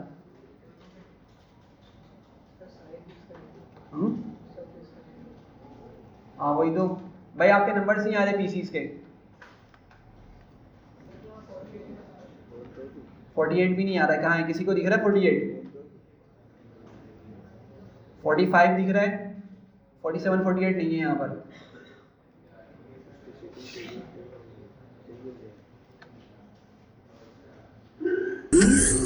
अच्छा, तो यहाँ देखें यार, मैं क्या बात कर रहा था कि हम सिंपल लॉजिक जो लिखते हैं ना, सिंपल लॉजिक, अगर आपको फंक्शन लिखने में मसला हो रहा हो पहले, तो आप क्या करें, अपनी पहली सिंपल लॉजिक लिखें। ठीक है, जिस तरह हमने यहाँ पे उस लॉजिक को लिखा कि भाई अगर हमें नंबर इवन या ऑड का चेक करना होता था, तो हम क्या करते थे, हम ये इस तरीके से कंडीशन का यूज़ किया करते थे, इफ़ एलिफ एल्स का कंडीशन यूज़ किया करते थे। तो हमने पहले वही कोड लिखा। ठीक है, यहाँ से आपको समझ आ जाएगा भाई, अगर नंबर आपका रिमाइंडर में 0 दे रहा है, अगर आपके नंबर का रिमाइंडर 0 आ रहा है, तो नंबर सिंपल सा इवन है, अदरवाइज वो क्या है, ऑड है। तो मैंने क्या किया, बस मैंने इस चीज़ को कॉपी किया, फिलहाल बिगिनर लेवल पर समझाने के लिए। ठीक है, इसको कॉपी किया मैंने, और मैंने इस लाइन पे क्या किया, फर्स्ट लाइन पहले मैंने फंक्शन को डिफाइन किया। आपको पता है भाई, फंक्शन डिफाइन करने के लिए सबसे पहले डेफ कीवर्ड यूज़ करते हैं, फंक्शन का नेम रखते हैं, ब्रैकेट्स बना के हम पैरामीटर रख सकते हैं। तो मैंने आपको ये कहा कि भाई हम ऊपर अगर यूज़र से इनपुट लेने के लिए हम इनपुट फंक्शन यूज़ करते थे, तो उस चीज़ को मैं हैंडल कर रहा हूँ किससे, नम की मदद से। वरना पता आप क्या कर सकते हैं, चलिए मैं आपको इसका एक दूसरा वर्जन दिखाता हूँ। अभी एक और भी हम काम कर सकते हैं। खैर, मैंने क्या किया, उस यूज़र इनपुट वाली लाइन के लिए मैंने सिंपल यहाँ पे पैरामीटर पास कर दिया। क्यों? क्योंकि जब भी ये फंक्शन कॉल होगा ना इस इवन का, तो ये लाजमी क्या करेगा, एक नंबर इसको चाहिए होगा। ठीक है, समझ रहे हैं बात? इसको एक नंबर लाजमी चाहिए होगा, वरना ये काम ही नहीं करेगा। फिर क्या हुआ, नम में हम जो भी पास करेंगे वो नंबर आपका यहाँ पर आएगा, उसकी वही कंडीशन चेक होगी। अगर कंडीशन आपकी ट्रू होती है, इवन मिल जाएगा, अदरवाइज क्या मिल जाएगा, ऑड मिल जाएगा। पहले इसको हम एग्जीक्यूट करके देखते हैं। फंक्शन आपका क्रिएट हो चुका है, सही है। अब हम इस इवन को कॉल करते हैं, और लेट से मैं यहाँ पे पास करता हूँ 5। ठीक है, सॉरी, ठीक है। तो क्या बता रहा है, ऑड बता रहा है। और अगर मैं इसको बगैर नंबर दिए, बगैर आर्ग्यूमेंट दिए, बगैर आर्ग्यूमेंट अगर इसको कॉल करूँगा, देखें एरर दे देगा, बोलेगा भाई इसको एक आर्ग्यूमेंट रिक्वायर्ड है, एक पोजिशनल आर्ग्यूमेंट इसको रिक्वायर्ड है। समझ रहे हैं बात को? ठीक है, तो पैरामीटर का इस तरह से यूज़ किया जाता है। अच्छा, दूसरा तरीका जो मैं बोल रहा था वो क्या होगा, मैं पहले इसी को कॉपी कर लेता हूँ। मैं यहाँ से पैरामीटर हटा देता हूँ। ठीक है, मैं क्या करता हूँ, अंदर आया और मैंने पूरी वही लॉजिक लिख ली। अंदर नम लिखा और क्या लिखा, इनपुट, और इसको टाइप कास्ट भी करते हैं, अगर आप लोगों को याद हो। ऐसे ही है, इंटीजर में टाइप कास्ट करेंगे और आप अंदर लिख दें कि भाई एंटर अ नंबर। सही है, तो इस तरह भी आपकी लॉजिक काम करेगी। सही है, तो क्या हुआ, आपने पैरामीटर वाली पार्ट को हटा दिया, आपने सिंपल फंक्शन बनाया, ब्रैकेट को ऐसे ही छोड़ दिया। आपने जैसे ही वो फंक्शन के अंदर इंटर हुआ, उसको बोला भाई इस लाइन की मदद से क्या करो, यूजर से इनपुट ले लो। ठीक है, ये बात समझ रहे हैं सब लोग? अच्छा, अब होगा क्या, इसको जरा समझिएगा। अब जब मैं इस इवन कॉल करूंगा, समझिएगा बात को, जब मैं इस इवन को कॉल करूंगा तो क्या ख्याल है, क्या होगा, मुझे पैरामीटर नहीं, मुझे आर्ग्यूमेंट देना पड़ेगा या नहीं? हाँ भाई, आर्ग्यूमेंट देना पड़ेगा या नहीं? हाँ भाई, आर्गुमेंट नहीं देना पड़ेगा। क्यों? क्योंकि देखिए इस फंक्शन में पैरामीटर रखा ही नहीं है मैंने। भाई आर्गुमेंट तो जब दूंगा ना जब मैंने पैरामीटर रखा होगा, ठीक है, जब मेरा फंक्शन पैरामीटराइज फंक्शन होगा, या इन अदर वर्ड्स कि मैंने पैरामीटर्स को रखा होगा ब्रैकेट्स के अंदर। अब आप बोलेंगे फिर नंबर कैसे पता चलेगा उसको, ये क्वेश्चन होगा ना कि भाई हम आर्गुमेंट नहीं दे रहे तो नंबर किस तरह पता चलेगा। तो भाई नंबर आपको इस तरह पता चलेगा, इस लाइन की मदद से। जैसे ही देखें मैं इस फंक्शन को कॉल करूंगा, बस सिंपल ब्रैकेट्स मैंने छोड़ दिए, मैंने कोई नंबर इंटर नहीं किया, तो जैसे ही ये फंक्शन कॉल होगा, फंक्शन कहाँ पर आएगा, कंपाइलर आपकी इस लाइन को एग्जीक्यूट करेगा और उसको पता चलेगा अच्छा भाई यही फंक्शन है इस इवन करके। अब जब वो नेक्स्ट लाइन पे जाएगा तो उसको पता चलेगा भाई उसने क्या करना है, इनपुट फंक्शन की मदद से यूजर से इनपुट लेना है, और क्या करेगा उसको टाइपकास्ट भी कर देगा हाथ के हाथ। तो नम में कोई ना कोई वैल्यू आ जाएगी इसके पास, डेफिनेटली आ जाएगी, और फिर आपके पास वही लॉजिक एग्जीक्यूट हो रही होगी। सही है, तो आप इस तरह भी यूज़ कर सकते हैं, but this is not the good practice, इस तरह यूज़ नहीं किया जाता। ठीक है, हम क्या करते हैं, जो भी हमें अंदर नंबर्स या कोई भी इनपुट चाहिए होता है ना, वो हम पैरामीटर्स के अंदर ही ले लेते हैं। ठीक है, क्या करता है, पैरामीटर्स के अंदर ही हम ले लेते हैं। इंशाल्लाह अगर मशीन लर्निंग पढ़ना होगा तो उसमें देखेंगे, शायद मैंने बताया था 25 तक उसमें पैरामीटर्स होते हैं। ठीक है, तो वो सब ऊपर ही डिफाइन कर दिए जाते हैं फंक्शन डिफाइन करते हुए, अंदर इतनी सारी इनपुट स्टेटमेंट नहीं लिखी जाती। सही है ना, इमेजिन करें 25, 32, 35 के करीब अगर पैरामीटर्स है तो हम क्या 25, 35 के करीब इनपुट स्टेटमेंट्स लिखेंगे? नहीं, सिंपल हम क्या करते हैं, ब्रैकेट के अंदर ही फंक्शंस को, पैरामीटर्स को लिख देते हैं। ठीक है, खैर कॉल करते हैं इसको हम, तो देखें क्या बोल रहा है, इंटर अ नंबर। जैसे ही मैंने कॉल किया, अंदर इंटर हुआ, इसने इस लाइन की मदद से मुझे इनपुट मांग रहा है, मैंने कहा लेट से 45। ठीक है, तो आउटपुट क्या मिलेगा, ऑड मिल जाएगा। ठीक है, एक चीज़ क्लियर हो रही है, कोई मसला है इसमें? हाँ भाई, चलें, एक चीज़ हो गई है यहाँ पे, ये चीज़ क्लियर है आपको?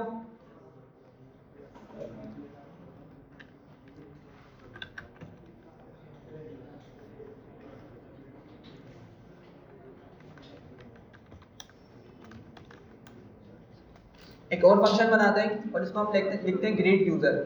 ठीक है, मतलब वेलकम करो यूज़र को, ठीक है, इस सेंस में, या मतलब इस्तकबाल करो उस सेंस में। ठीक है, तो यहाँ पे क्या करते हैं हम, यहाँ पे सिंपल नेम ले लेते हैं। क्या करते हैं, यहाँ पर नेम ले लेते हैं हम यहाँ पे, कि भाई यूज़र का नेम ले लो। नेम हमने यहाँ पे लिया पैरामीटर के तौर पे, और हम क्या करेंगे, सिंपल एक प्रिंट स्टेटमेंट दे देंगे यहाँ पे। तो हम लेट से बोलते हैं प्रिंट, और क्या करेंगे इसके बाद, एफ स्ट्रिंग यूज़ करते हुए हम लिख देंगे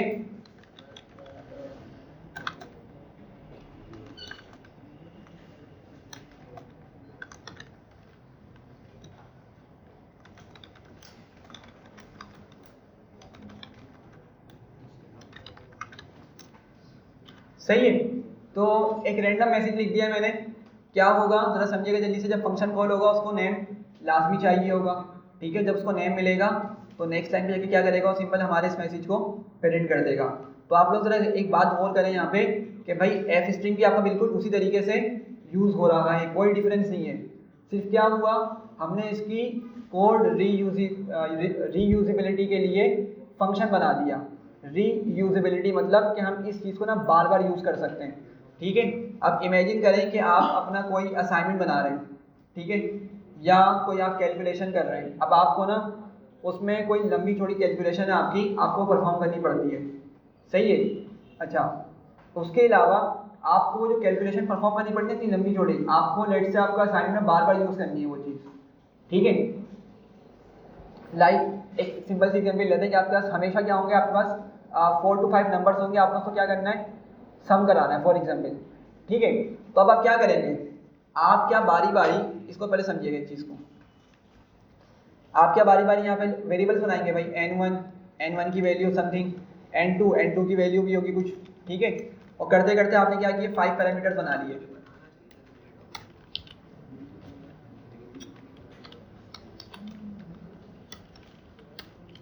इनकी कुछ वैल्यूज आपने रख दी है। सही है, अब आप क्या बारी बारी इसको इस तरह लिखेंगे, parent n1 plus n2 plus and so on. क्या इसको बार बार इस तरह से लिखेंगे? अगर आप इस तरह काम करेंगे, आपको बारी बारी बार बार हर मरतबा जब भी सम कराना होगा आपको ये लिखना पड़ेगा। लेकिन अगर आपने इसको फंक्शन में डाल दिया, पता है क्या होगा, फंक्शन हम इसका बना दें, क्या होगा फंक्शन इसका, हम लिखेंगे डेफ सम नंबर्स या ऐड नंबर्स, कुछ भी नाम दे देंगे, और यहीं पर हम क्या करेंगे, पैरामीटर्स लिख लेंगे सारे, n1 n2 n3 n4 n5, ठीक है। और अगर आप इनफाइनाइट आर्ग्यूमेंट्स हैंडल करना चाह रहे तो हमने पढ़ा था भाई आप आर्क्स का पैरामीटर यूज़ कर लें, स्टेरिस आर्क्स करके, सही है। और क्या करें, सिंपल यहाँ पे प्रिंट करवा दें अपनी उन चीज़ों को जो आपने इनपुट लिया है पैरामीटर्स के तौर पे, इसको सिंपल यहाँ पे प्रिंट करवा दें, ठीक है। अब आपको भले कितनी मरतबा भी कैलकुलेशन क्यों ना करनी हो 5 नंबर्स की, तो आप क्या कर सकते हैं, जैसे 8 नंबर को कॉल करेंगे, अपने नंबर देंगे, ठीक है, और वो आपको आउटपुट दे देगा। हाँ प्लस नहीं आएगा फिर फंक्शन में? ओह सॉरी सॉरी सॉरी,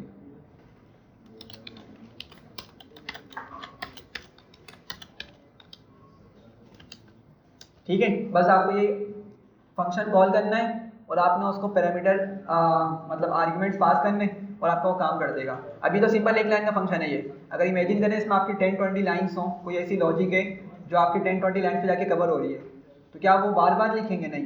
क्या होता है यहाँ पे, फंक्शन की मदद से हमें कोड रीयूजेबिलिटी मिल जाती है। सही है भाई, ये बात समझ आ रही है? अच्छा, ये फंक्शन एग्जीक्यूट करना रह गया था, इसको एग्जीक्यूट कर लेते हैं एक मरतबा। हाँ 1 मिनट, इसको बस एग्जीक्यूट कर दें। अब लेट्स मैंने लिखा ग्रीट यूज़र, और उसमें मैंने नाम पास कर दिया बिलाल, लेट्स से, ठीक है। तो हमें आउटपुट में दे देगा भाई जो हमने मैसेज प्रिंट करवाया था।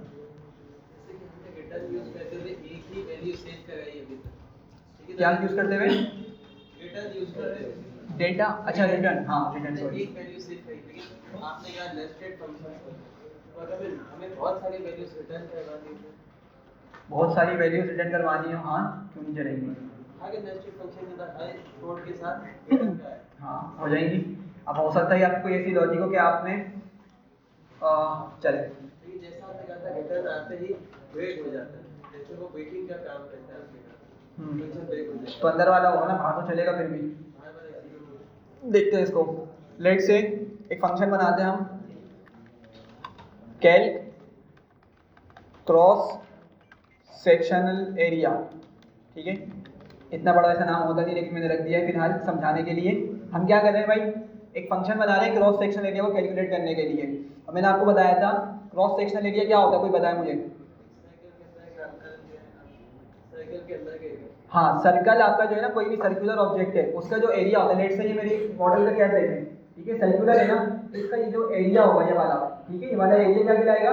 क्रॉस सेक्शन एरिया कहलाएगा। अब लाजमी सिर्फ यही चीज़ हो, आप कोई डिस्क इमेजिन कर लें, जैसे होती थी ना CD DVD टाइप की जो होती थी गोल डिस्क, तो उसका भी जो एरिया वो भी क्या है आपका, वो भी आपका क्रॉस सेक्शनल एरिया है। अगर टायर है बाइक का, लेट से टायर है या गाड़ी का टायर है, तो बीच का जितना भी एरिया हो सारा का सारा क्या है, उसको हम क्रॉस सेक्शनल एरिया बोलते हैं मैथमेटिक्स के अंदर। तो हम वो कैलकुलेट करने जा रहे हैं, सही है। अच्छा, हमने इसका देखा था फॉर्मूला क्या होता है,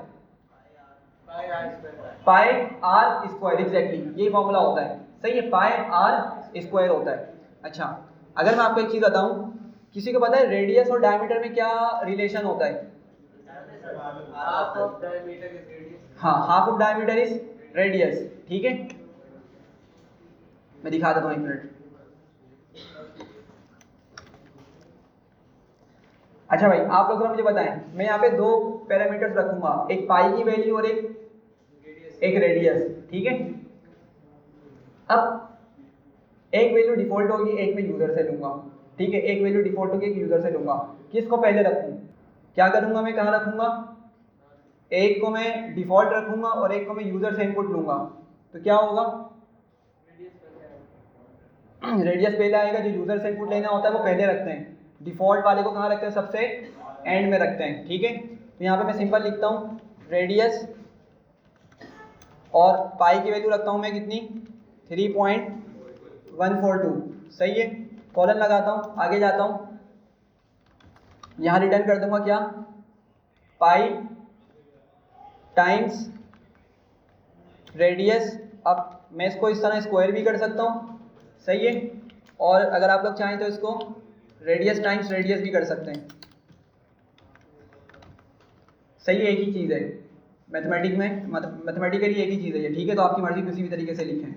अच्छा, अभी हमारा क्या बना है, सिंपल फंक्शन बना है, इसको ज़रा एग्जीक्यूट करते हैं, और मैं फंक्शन कॉल करता हूँ। मैंने कहा कैलकुलेट क्रॉस सेक्शनल एरिया, और लेट से मैंने 4 रेडियस दे दिया है, ठीक है।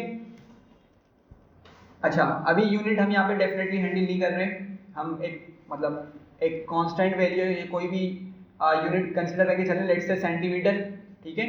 तो क्या करेगा, मुझे ये एरिया बता देगा, ठीक है, कि कितना इसका एरिया बनेगा। अब लेट से यहाँ पे समझिएगा, नेस्टेड फंक्शन की बात कर रहा हूँ मैं, यहाँ पे देखिएगा। लेट से अगर मुझे मालूम हो कि भाई यूज़र जो है ना वो रेडियस के बजाय डायमीटर दे देगा, अगर मुझे कुछ इस तरह की सस्पेक्ट हो कि रेडियस के बजाय यूज़र क्या करेगा, डायमीटर दे देगा, तो अगर मैं डायमीटर को यहाँ पे किस तरह हैंडल करूँगा, फिर मैं उसके लिए क्या करता हूँ, अंदर एक और फंक्शन बना लेता हूँ, अंदर क्या करता हूँ, एक और फंक्शन बना लेता हूँ। लेकिन उसके लिए मुझे क्या करना पड़ेगा, यहाँ पे डायमीटर को पैरामीटर में भी रखना पड़ेगा, सही है। तो क्या करूँगा, उसकी मैं डिफ़ॉल्ट वैल्यू करके रखूँगा, क्या करूँगा, डिफ़ॉल्ट वैल्यू रखूँगा। इस बात को थोड़ा समझिएगा, मैंने क्या किया, मैंने कॉमा लगाया और डाया लिख लेता हूँ, ठीक है, छोटा बट, और इक्वल्स टू क्या रखूँगा, 0, ताकि अगर यूज़र डायमीटर ना दे, अगर यूज़र डायमीटर ना दे तो मसला ना हो, मेरे पास उसकी डिफ़ॉल्ट वैल्यू क्या सेट हो, 0। अगर मैंने 0 सेट नहीं किया ना, वो एरर दे देगा, ठीक है। मैं दिखा देता हूँ कि क्या बोलना चाह रहा हूँ। मैंने लेट से डायमीटर भी यहाँ पे लिख लिया, ठीक है, बात समझिएगा मेरी। यूज़र कोई एक चीज़ देगा, या तो रेडियस या तो डायमीटर। अब मैंने रेडियस को और डायमीटर को सिंपल पैरामीटर्स रखे, ठीक है। तो क्या होगा, यूज़र मुझे या तो रेडियस देगा या तो डाया देगा, सही है। और डेफिनेटली अगर वो रेडियस दे रहा है, एक वैल्यू देगा, मतलब डायमीटर की वैल्यू होगा इग्नोर, लेकिन क्योंकि ये पैरामीटर में मौजूद है तो बोलेगा भाई कि missing one required positional argument, ठीक है, करके दिखाता हूँ मैं। एग्जीक्यूट किया, इसको मैं एग्जीक्यूट कर रहा हूँ, ठीक है। ऑल तो मैंने डायमीटर को आगे कहीं यूज़ नहीं किया फंक्शन में, लेकिन पैरामीटर में लिखने का मकसद क्या है कि भाई ये रिक्वायर्ड है, इसको लाजमी चाहिए, ठीक है। एग्जीक्यूट करते हैं ज़रा, देखिए क्या बोल रहा है, missing one required positional argument, और वो क्या है, डायमीटर मिस कर रहा है, ठीक है। तो अगर मैंने इसको डिफ़ॉल्ट बना के रख दिया होता, ठीक है, तो अब ये एरर नहीं देगा। डिफ़ॉल्ट में मैं क्या कर रहा हूँ, 0 कंसिडर कर सकता हूँ, या आप लोग चाहें तो 1 लिख लें, जो मर्जी आपकी। एग्जीक्यूट किया दोबारा, अब अगर मैं इसको एग्जीक्यूट करूँगा तब मुझे एरर नहीं मिलेगा, क्योंकि उसकी डिफ़ॉल्ट वैल्यू सेट हुई भी है, ठीक है, मसला नहीं करेगा। ये बात समझ आ रही है। तो डिफ़ॉल्ट पैरामीटर्स आपके बहुत इंपॉर्टेंट होते हैं। अच्छा, अब मैंने क्या किया, मैं आया, मैंने यहाँ पे एक और फंक्शन बनाया, मैंने लिखा डेफ, और यहाँ पे लिखता हूँ कैलकुलेट रेडियस, सही है। क्या लिखा मैंने, कैलकुलेट रेडियस, और इसके अंदर मैं क्या पास करूँगा, रेडियस मुझे कैलकुलेट करना है। इमेजिन करें यूज़र आया, यूज़र ने मुझे रेडियस नहीं दिया, यूज़र ने मुझे रेडियस नहीं दिया, उसने मुझे क्या दिया, डाया दिया, ठीक है। अब किस तरह देगा इसको देखते हैं, यहाँ पे भी हमें रेडियस को डिफ़ॉल्ट बनाना पड़ेगा, ठीक है। अब बताता हूँ मैं इसकी डिटेल। पहले इमेजिन करें कि यूज़र ने रेडियस नहीं दिया, क्या दिया, डायमीटर दे दिया, तो हम क्या करेंगे, उस डाया को यहाँ पे पैरामीटर बना देंगे, ठीक है। अंदर कुछ भी नाम रख लें पैरामीटर का, लाजमी नहीं कि आपका नाम सेम हो, ठीक है। मैं लेट से इसको x रख लेता हूँ, क्या रख लेता हूँ इसको, x, और अंदर जाके क्या करूँगा, इसकी बॉडी के अंदर में डिवाइडेड बाय 2 कर दूंगा, ठीक है। तो मैं यहाँ पे लिखता हूँ रिटर्न और x डिवाइडेड बाय 2, ठीक है भाई, यहाँ तक बात समझ रहे हैं। अच्छा, और मैं अंदर बाहर आ गया, मतलब इसके अंदर वाले फंक्शन से बाहर आ गया, मैं अब कैलकुलेट क्रॉस सेक्शनल एरिया के स्कोप में खड़ा हुआ, ठीक है। अच्छा, अब मैं एक चीज़ चेक करूँगा पहले यहाँ पर कि इफ़ डाया नॉट इक्वल्स टू 0, अगर डाया की वैल्यू 0 के बराबर नहीं है, ठीक है, तो मैं क्या करूँगा, फंक्शन कॉल कर लूँगा, कौन सा, कैल रेडियस, ठीक है, कैलकुलेट रेडियस ऐसा होना चाहिए इसको, कैलकुलेट रेडियस, ठीक है। और इसमें क्या पास कर दूंगा मैं, डाया की वैल्यू को, ठीक है। ये बात समझ पा रहे हैं मेरी। और इसको मैं स्टोर कर लेता हूँ, लेट से रेडियस नामी वेरिएबल के अंदर। अच्छा भाई, थोड़ी मुझे लग रहा है खिचड़ी पक रही है, दोबारा से एक्सप्लेन करता हूँ, समझे इस चीज़ को। सिंपल सी चीज़ है बहुत। क्या किया मैंने आपको बताया भाई, 2 पॉसिबिलिटीज हैं, या तो यूज़र क्या देगा, रेडियस देगा, या क्या देगा, डायमीटर देगा, ठीक है। हमने कहा डायमीटर को भी हम हैंडल करेंगे, रेडियस को भी हैंडल करेंगे, सही है। पहले ऊपर से एक चीज़ समझें, देखें, यूज़र आया, यूज़र आके क्या देना चाह रहा है, डायमीटर देना चाह रहा है, तो किस तरह देगा? सबसे पहले तो मुझे ये बात ये बताएं, यूजर आया, यूजर ने क्या प्रोवाइड करना है? डायमीटर देना है। तो किस तरह वो फंक्शन को यूज करेगा कि वो डाया के अंदर जाके वैल्यू सेव हो जाए? 2 आर्गुमेंट देगा, लेकिन रेडियस उसने देना ही नहीं है। ठीक है, अब लेट से समझिएगा इस बात को। यूजर आया, वो लिखता है 4, लेकिन आपको पता है 4 किस में जाकर सेव होगा? रेडियस में सेव होगा। लेकिन वो लिखना चाह रहा है डायमीटर, सेव कहाँ हो रहा है? जाकर रेडियस में सेव हो रहा है, जो कि गलत बन रहा है। सही है, तो उसने एक चीज करी जो कि आप ऑलरेडी पढ़ चुके हैं, वो क्या होता है? Keyword argument. उसने कीवर्ड आर्गुमेंट पास किया, उसने कहा डाया की वैल्यू को सेट कर दो क्या? 4। एरर चला गया?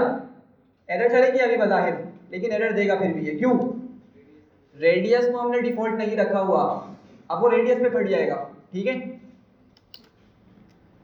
आइए रेडियस मांग रहा है वो, तो हमें रेडियस को भी क्या करना पड़ेगा? डिफॉल्ट रखना पड़ेगा। तो इसको भी हम 0 रख लेते हैं। सही है, तो अब की मर्तबा अगर वो डायामीटर की सिर्फ वैल्यू देगा तो उसको मसला नहीं होगा। ठीक है, यहाँ तक सब पहुँच रहे हैं? अच्छा, अब जरा यहाँ पे समझें कि डायामीटर की वैल्यू क्या पास कर रहा है? वो 4 पास कर रहा है। आपके पास रेडियस 0 कंसीडर होगा, पाई की वैल्यू ये कंसीडर होगी, और डाया की वैल्यू क्या हो जाएगी? 4 हो जाएगी। नहीं, 0 नहीं होगी, अब क्या हो जाएगी? ओवरराइड हो जाएगी। हमने पढ़ा था इसको। ठीक है, क्या हो जाएगी? ओवरराइड होकर 4 हो जाएगी। सही है, अच्छा, अब जैसे ही वो अंदर इंटर हुआ, आपका ये फंक्शन बना के रख देगा, लेकिन कॉल नहीं करेगा अभी, ये एग्जीक्यूट या रन नहीं करेगा। एग्जीक्यूट करके मतलब बना के रख देगा, रन नहीं करेगा। अब आपके पास आया यहाँ पर कंपाइलर। ठीक है, उसने इस लाइन को रीड किया, क्या लिखा हुआ इस लाइन पर? कि भाई अगर डाया किसके बराबर ना हो? 0 के बराबर ना हो। ठीक है, कंडीशन कैसी है हमारी? ट्रू या फॉल्स? Condition true. तो हमारे पास क्या होगा? हमने अंदर गए, इफ फंक्शन के अंदर, सॉरी इफ स्टेटमेंट के अंदर गए, और वहां पे हमने क्या किया? ऊपर वाला फंक्शन कॉल किया, कैल्क रेडियस वाला, और उसमें क्या पास कर दिया? डाया की वैल्यू को पास कर दिया। ये समझ रहे हैं बात को? इसको मैंने क्यों लिखा? ये मतलब कोई बताएगा मैंने ये कंडीशन क्यों लगाई है यहाँ पर? हाँ भाई, पीछे से कोई बताए? हाँ बोले। एग्जैक्टली, कोई एक चीज पास करेगा। देखें, अभी हमने बात की थी, ये तो रेडियस देगा तो डाया देगा। अगर रेडियस देगा तो आप मुझे बताएं ये कंडीशन क्या हो जाएगी? फॉल्स हो जाएगी। मतलब डायरेक्ट वो इसी लाइन को कैलकुलेट कर रहा होगा। आपकी ये वाली चीज, ये अंदर वाली जो लाइन है, ये एग्जीक्यूट नहीं होगी, और ना आपका ये फंक्शन कॉल होगा। अंदर फंक्शन जो मैंने बनाया वो किस पर्पस के लिए बनाया है? कि भाई अगर वो रेडियस ना दे और डाया दे दे, तो हमारा ऊपर वाले फंक्शन से, मतलब जो ऊपर हमने फंक्शन डिफाइन किया हुआ है कैल्क रेडियस करके, इससे हम रेडियस को निकाल लेंगे। ठीक है, ये बात समझ रहे हैं? ऑल हम डायरेक्ट भी कर सकते थे, लेकिन इस तरह से लिखने में आसानी हो जाती है। ठीक है, तो अगर सॉरी, हाँ इफ तो चलेगा बिल्कुल। वो इसलिए क्योंकि कंडीशन तो चेक करेगा ना वो लाजमी। अगर कंडीशन ट्रू होती है तो अंदर इंटर करवा देगा। ठीक है, और अगर कंडीशन आपकी फॉल्स है तो यहीं से क्या करेगा? वो उठा के कंपाइलर आपका यहाँ पर आ जाएगा जम करके, और आपके पास मतलब उसने यूजर ने क्या पास किया हुआ? रेडियस दिया हुआ डेफिनेटली, तो आपका आउटपुट प्रिंट करवा देगा। ठीक है, समझ पा रहे हैं बात को? अच्छा, तो अगर उसने डाया दिया हुआ है और उसकी वैल्यू 0 नहीं है, मतलब उसने कोई वैल्यू दी है डाया की, तो हम क्या करेंगे? उसका रेडियस हमने कैलकुलेट किया और अंदर क्या किया देखें जरा? रिटर्न किया है। क्या किया है? रिटर्न किया है, प्रिंट नहीं किया। सही है, बात समझ रहे हैं? क्यों रिटर्न किया है? ताकि भाई मैं इसका जो आउटपुट मिले ना उसको कहीं पर सेव करवा सकूं, तो मैंने यहाँ पे उसको रेडियस में ही सेव करवा दिया है। ठीक है, समझ रहे हैं बात को? अब रेडियस में क्यों सेव करवाया? क्योंकि मैं नीचे क्या यूज कर रहा हूँ? रेडियस ही यूज कर रहा हूँ। समझिएगा जरा बात को यार। लेट से अगर मैंने इसको ए लिख दिया होता, मैंने इसको ए लिख दिया होता, क्या फायदा? ये काम करेगा नहीं करेगा? नहीं करेगा। क्यों? क्योंकि रेडियस की वैल्यू को क्या मिल रही है? 0। एग्जैक्टली, क्या मिल रही है? क्या डिफॉल्ट वैल्यू सेट हुई थी उसकी? 0। वो 0 multiply by 0, 0 times pi is also 0, तो हमें 0 दे देगा वो आंसर। समझ रहे हैं बात को? तो मैंने उसको जानबूझ के यहाँ पे क्या रखा है? रेडियस रखा है, ताकि हमारी अगर यहाँ से कोई वैल्यू कैलकुलेट होकर आती है तो वो किसमें सेव हो जाए? रेडियस में। और जैसे ही वो नेक्स्ट लाइन पर जाएगा तो उसको रेडियस की वैल्यू ऊपर से सेव हुई भी मिल जाएगी। ठीक है, समझ रहे हैं बात को? एग्जीक्यूट करते हैं जरा। ठीक है भाई, तो क्या हो गई? हमें 12.568 मिल गई है वैल्यू, मतलब हमारा प्रोग्राम क्या है? सही काम कर रहा है। तो समझिएगा बात को। आपका जो क्वेश्चन था OS कि अंदर अगर हमने रिटर्न लिख दिया तो फंक्शन एंड हो जाएगा, बिल्कुल फंक्शन एंड हो जाएगा, लेकिन वो अंदर वाला फंक्शन खत्म होगा। हमने पढ़ा था रिटर्न कीवर्ड हम यूज करते हैं फंक्शन को एंड करने के लिए भी करते हैं और सेव करवाने के लिए भी करते हैं काम को। तो हमारे यहाँ पे दोनों ही काम हो रहे हैं, वो सेव भी करवा रहा है, ठीक है, और वो फंक्शन को एंड भी कर रहा है, लेकिन वो ये वाला फंक्शन एंड होगा आपका। ये वाला फंक्शन जो बाहर वाला फंक्शन है कैलकुलेट क्रॉस सेक्शन एरिया, ये फिर भी आपका फर्दर एग्जीक्यूट होगा क्योंकि इसकी रिटर्न स्टेटमेंट हमने बिल्कुल एंड में लिखी हुई है। हाँ भाई, कोई क्वेश्चन या आगे बढ़ो, जल्दी से बताएं। चलें लैम्डा फंक्शन स्टार्ट करते हैं अगर इसमें कोई मसला नहीं है तो।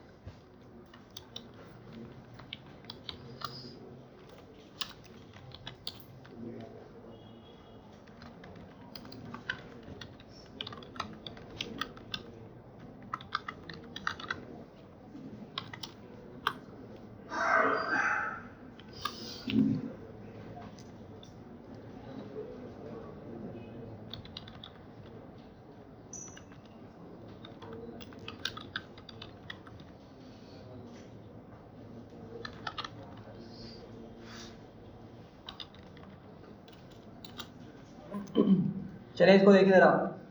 अच्छा, ये हर बंदा बहुत गौर से समझे, ये जो मैंने चीज़ लिखी है ना लैम्डा को हटा के, ये आगे वाली चीज़ अगर ये आपको अच्छे से क्लियर हो गई ना, तो अभी हमारा आगे टॉपिक आ रहा है, टॉपिक का नाम है list comprehension, tuples comprehension, sets comprehension, dictionary comprehension, ये हम पढ़ेंगे। ये लॉजिक, ये राइट साइड वाली लॉजिक की बात कर रहा हूँ, ये लॉजिक अभी आपको समझ आएगा मैं क्या बोलना चाह रहा हूँ। ये वाला राइट साइड वाला पार्ट ना आपका उन तमाम कॉम्प्रीहेंशंस में हेल्प करेगा। अगर आपने यहाँ समझ लिया तो आपको वहाँ पर कोई मसला नहीं होगा। तो इस चीज़ को बहुत अच्छे से समझना है, पूरे टॉपिक को अच्छे से समझना है, लेकिन उसका जो कोर पार्ट है वो आपका ये वाला पार्ट है, ठीक है। चलें सबसे पहले देखें, मैंने एक सिंपल सेंटेंस लिखा है, ठीक है। क्या लिखा? सबसे पहले फंक्शन का नेम लिखेंगे, ठीक है, और क्या करेंगे इक्वल्स टू लगा क्या लिखेंगे, लैम्डा लिखेंगे। लैम्डा आपका कंपलसरी है, लैम्डा लिखना क्या है, कंपलसरी है, सही है। लैम्डा नहीं लिखेंगे तो आपका लैम्डा फंक्शन बनेगा ही नहीं। अभी बता दूं लैम्डा फंक्शन होता क्या है, अभी डिफाइन करता हूँ, डिफाइन करना भूल गया मैं, ठीक है। अभी पहले सेंटेंस समझ लें। फंक्शन का नेम लिखेंगे सबसे पहले, इक्वल्स टू करके क्या लिखेंगे, लैम्डा कीवर्ड यूज करेंगे। फिर हमारे वेरिएबल अगर एक है सॉरी अगर एक है तो एक वेरिएबल का नाम आ जाएगा, मतलब मैंने लिखा हुआ वेरिएबल्स भी हो सकते हैं, एक से ज़्यादा वेरिएबल्स भी आपके हो सकते हैं, सही है। फिर क्या यूज़ करेंगे हम, कॉलन लगाएंगे और जो भी लॉजिक है उसको लिखेंगे। अब लॉजिक क्या हो सकती है अभी डिस्कस करते हैं, पहले सिंपल सेंटेंस समझें। पहले बताएं चीज़ क्लियर हो रही है, ठीक है। पहले लैम्डा फंक्शन डिफाइन कर लेते हैं, भूल गया था मैं, सॉरी। तो लैम्डा फंक्शन क्या होता है, देखें अभी हमने ऊपर फंक्शंस पढ़े, ठीक है।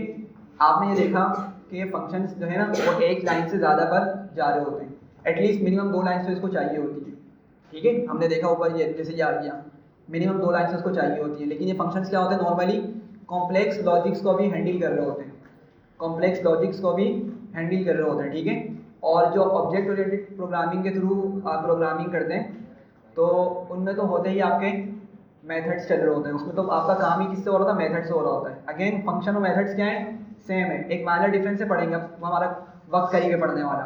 ऑब्जेक्ट ओरिएंटेड मतलब हमारी स्टार्ट हो जाएगी बहुत जल्द। तो क्या बोल रहा हूँ मैं कि भाई हमारे जो ऑब्जेक्ट ओरिएंटेड प्रोग्रामिंग के अंदर जो भी प्रोग्रामिंग होती है वो हमेशा होती है किससे, मेथड्स बना के ही होती है। मतलब बगैर मेथड के कोई हम कोड लिखते ही नहीं है, हमारी सारी लॉजिक मेथड्स या फंक्शंस के अंदर हैंडल हो रही होती है, सही है।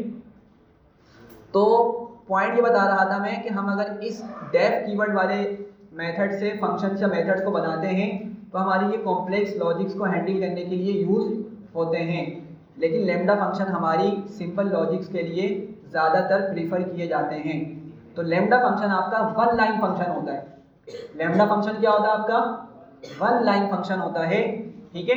अगर आपकी लॉजिक कोई सिंपल सी लॉजिक है, ठीक है, उसमें कोई बहुत ज़्यादा आपको कैलकुलेशन या कोई बहुत कॉम्प्लेक्स सा पार्ट नहीं लिखना, तो हम क्या यूज़ कर सकते हैं उसकी जगह?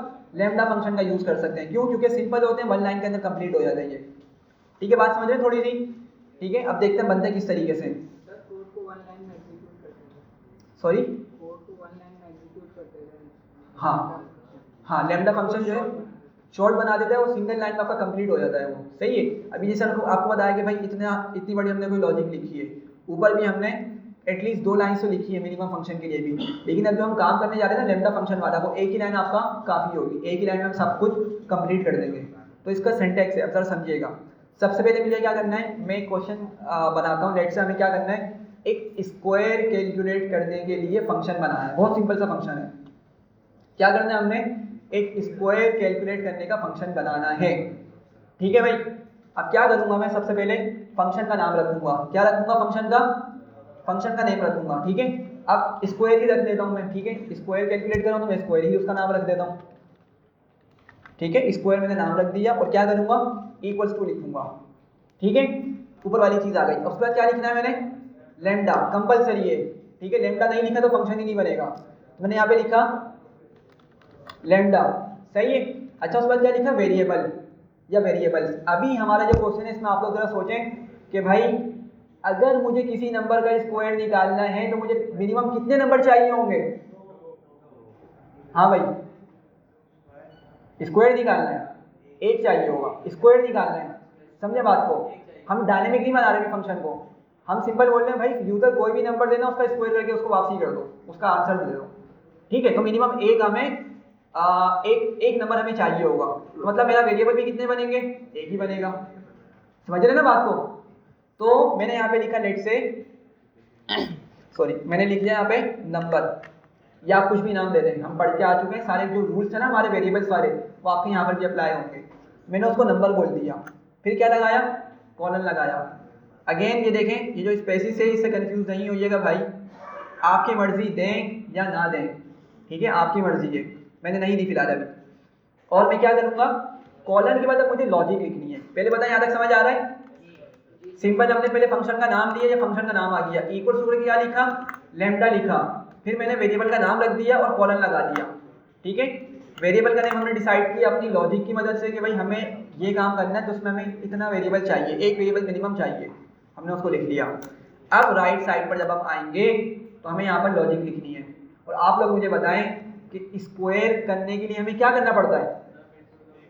नंबर टाइम्स नंबर भी कर सकते हैं, या नंबर डबल स्टेरिस 2 भी कर सकते हैं, एक ही बात है। समझ रहे ना बात को? तो क्या मेरी लॉजिक यही बनेगी? अगर मैं लिखता हूँ लेट से नंबर टाइम्स नंबर, ठीक है ना? समझिएगा बात को। इस नंबर वेरिएबल के अंदर कोई नंबर स्टोर हुआ होगा ना आकर, तो हमने क्या किया? उसी को 2 टाइम्स मल्टीप्लाई कर दिया, ठीक है। बस ये हमारा फंक्शन बन चुका है, हमारा ये फंक्शन बन चुका है, ठीक है। ये बात समझ आ रही है? चलिए एग्जीक्यूट करते हैं। अब मैं किसको कॉल करूंगा? स्क्वायर को कॉल करूंगा, क्योंकि मैंने नाम ही क्या रखा उसका? स्क्वायर रखा है, या कुछ भी रख सकते थे। मैंने स्क्वायर कॉल किया, ठीक है, और मैंने ब्रैकेट्स बनाए, ठीक है। अब जरा देखें, जैसे मैंने ब्रैकेट्स बनाए तो क्या मुझसे नंबर मांग रहा है जो मैंने ऊपर बनाया था, ऊपर मैंने डिफाइन किया था? नंबर मांग रहा है ना, पैरा मतलब मेरा जो वेरिएबल है। तो मैं इसको बोलता हूँ लेट से 5, ठीक है। बस कॉल करने का तरीका वैसे ही है, जिस तरह हमने ऊपर वाले फंक्शन से कॉल किया था ना, कॉल करने का तरीका वैसे ही है, कोई डिफरेंस नहीं है। अब मैंने इसको एग्जीक्यूट किया और आंसर क्या मिल गया हमें? 25 मिल गया। समझ रहे हैं बात को? दोबारा से एक मतलब जल्दी से देख लें कि भाई आपने फंक्शन का नाम देना होता है, इक्वल्स टू करके लैम्डा लिखना होता है, वेरिएबल्स लिखेंगे अपने, डिपेंड करता है आपके कितने वेरिएबल्स की नीड है आपको, कॉलन लगाएंगे, ठीक है। फिर अपनी आप जो भी लॉजिक है उसको यहाँ पे कंप्लीट करेंगे, उसको लिखेंगे। सही है? यहाँ तक क्लियर है? अच्छा भाई, अब आप में से कोई ज़रा बच्चा खड़ा हो जल्दी से मुझे बताए कि भाई मुझे यही लॉजिक ना सिंपल फंक्शन की मदद से बनानी है। मतलब अभी मैंने स्क्वायर करवाया है ना, मैंने स्क्वायर का नॉर्मल फंक्शन भी बनाना है। नॉर्मल फंक्शन अभी जो डेफ की मदद से हम पढ़कर आए ऊपर, वो उस तरीके से बनाना है। क्या करूँगा मैं, जल्दी से, सोचने की ज़रूरत नहीं होनी चाहिए मेरे ख्याल से।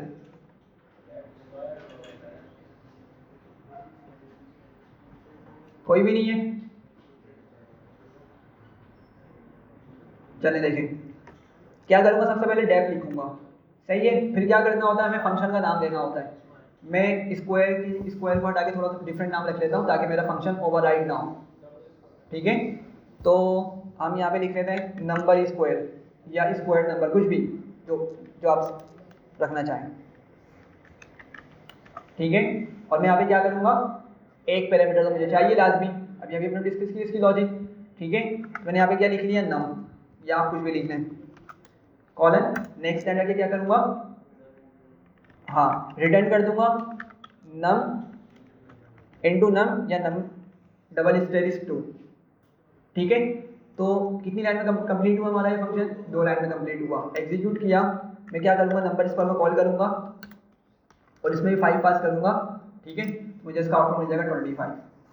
तो ज़रा बात समझिएगा, सिंपल सी चीज़ है कि भाई आपका जो लैम्डा फंक्शन है ना, वो आपकी एक लाइन में सारी लॉजिक आपकी हैंडल कर देता है। आप लोग इसमें देखें, इसमें कोई रिटर्न वाला कॉन्सेप्ट नहीं है। लैम्डा फंक्शन के अंदर रिटर्न का कॉन्सेप्ट नहीं है, मतलब हमने रिटर्न यूज़ नहीं किया, हमने रिटर्न को यूज़ नहीं किया, लेकिन फिर भी रिटर्न यहाँ पे काम करता है। समझिएगा बात को, मैंने यहाँ पे रिटर्न यूज़ किया नहीं किया, लेकिन क्या ख्याल है, अगर मैं यहाँ पे लिखता हूँ, लेट्स से मैं यहाँ पे लिख लेता हूँ ए, मैं वो जो आंसर आ रहा है ना उसको किस में स्टोर करना चाह रहा हूँ, ए के अंदर। तो ये काम सॉरी करेगा, और अगर मैं इसको प्रिंट करवाऊँ ए को, तो क्या दिखा रहा है मुझे, 25। तो बात समझिएगा, हमने लैम्डा फंक्शन के अंदर रिटर्न यूज नहीं करना होता, लेकिन फिर भी वो बैकएंड पे क्या करता है, रिटर्न करवा देता है, हमारे आउटपुट को रिटर्न कर देता है। समझ पा रहे मेरी बात को, ठीक है। तो आपके क्या हो गए, ये सिंपल से फंक्शंस हो गए। अच्छा, अब हम एक काम करते हैं, हम एक और छोटा सा प्रोग्राम लिखते हैं जिसमें हम क्या करेंगे, 3 वेरिएबल्स को सम करेंगे, लैम्डा फंक्शन की मदद से भी और नॉर्मल फंक्शन की मदद से भी। क्या करेंगे, 3 वेरिएबल्स को सम करेंगे, सही है। तो क्या करूंगा मैं, जल्दी से बताएं। सबसे पहले क्या लिखूंगा, फंक्शन नेम, ठीक है। क्या लिखूंगा, फंक्शन नेम। तो मैं लेट से क्या लिखूं, सम नम्स, ठीक है, या नंबर्स, 3 नंबर्स आप देख लीजिएगा, ठीक है। सम नम्स लिखा, क्या करूंगा उसके बाद लैम्डा, और अब मुझे कितने वेरिएबल्स चाहिए होंगे जरा सोच के बताएं, 3 चाहिए होंगे एटलीस्ट, ठीक है। तो आप लोग चाहे मर्जी में मर्जी ये num1 num2 num3 लिख लें, चाहे तो XYZ लिख लें, चाहे तो ABC लिख लें, ठीक है। तो नाम कुछ भी हो, बस आपको बाद में भी वही नाम यूज़ करने पड़ेंगे। तो मैं यहाँ पे सिंपल लिख रखता हूँ, मैं लिखता हूँ ABC, ठीक है। मतलब ये मेरे क्या है, वेरिएबल्स हैं जिसमें मेरा डेटा स्टोर होगा, आगे नंबर सेव होंगे, ठीक है। और मैं राइट पर आया क्या करूँगा, A plus B plus C लिख दूंगा, बस खत्म, फंक्शन यहाँ पे कंप्लीट हो गया। समझ रहे भाई बात को, ठीक है। एग्जीक्यूट किया, सम नम्स को कॉल करते हैं, और यहाँ पे अब देखिए कितने नंबर मुझसे मांग रहा है ये, देखिए जरा ABC मुझसे मांग रहा है, जो मैंने ऊपर डिफाइन किए थे। तो हम यहाँ पे दे देते नंबर, ठीक है। तो हमें इसका आउटपुट इसने दिखा दिया, ये इसका आउटपुट है। हाँ पोजीशन मैटर करती है, हाँ ना, करेगी ना, ठीक है, बिल्कुल मैटर करेगी। सही है भाई, बताएं यहाँ तक समझ आ रही है। चलें जल्दी से बताएं, नॉर्मल फंक्शन बनाना है इसका मुझे, हाँ आप नाम देंगे, ठीक है। सम 3 नम्स लिख लेता हूँ मैं, ठीक है। और क्या पास करूँगा अंदर, पैरामीटर्स लिखूंगा, लेट से n1 n2 n3। अच्छा ABC भी लिख सकते थे आप लोग, मसला नहीं है कोई, ठीक है। कॉलर लगाया, और क्या करूँगा नेक्स्ट लाइन पे, हाँ रिटर्न पर डायरेक्ट क्या करूँगा, सम करके उसको हाथ का रिटर्न भी कर दूंगा, return n1 plus n2 plus n3। Execute किया, कॉल करते हैं इसको, नंबर दे देते हैं कोई भी रैंडम, ठीक है। तो आउटपुट हमें मिल गया, ठीक है भाई, क्लियर हो रही है बात, कोई मसला।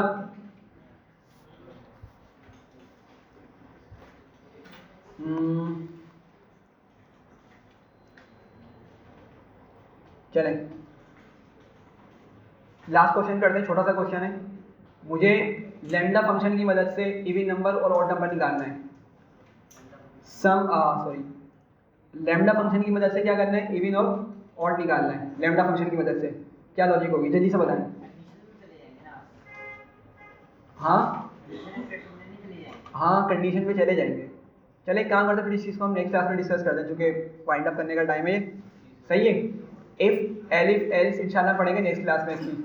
लेकिन कोई मिस ना करे भाई, टाइम पर आए, बहुत इंपॉर्टेंट चीज़ें मैं बता रहा हूँ, ये आपको समझ आएगी ना। 100% यही लॉजिक आपकी कॉम्प्रीहेंशन पे काम करेगी, तो मेक श्योर करें कि टाइम पर आए, ठीक है।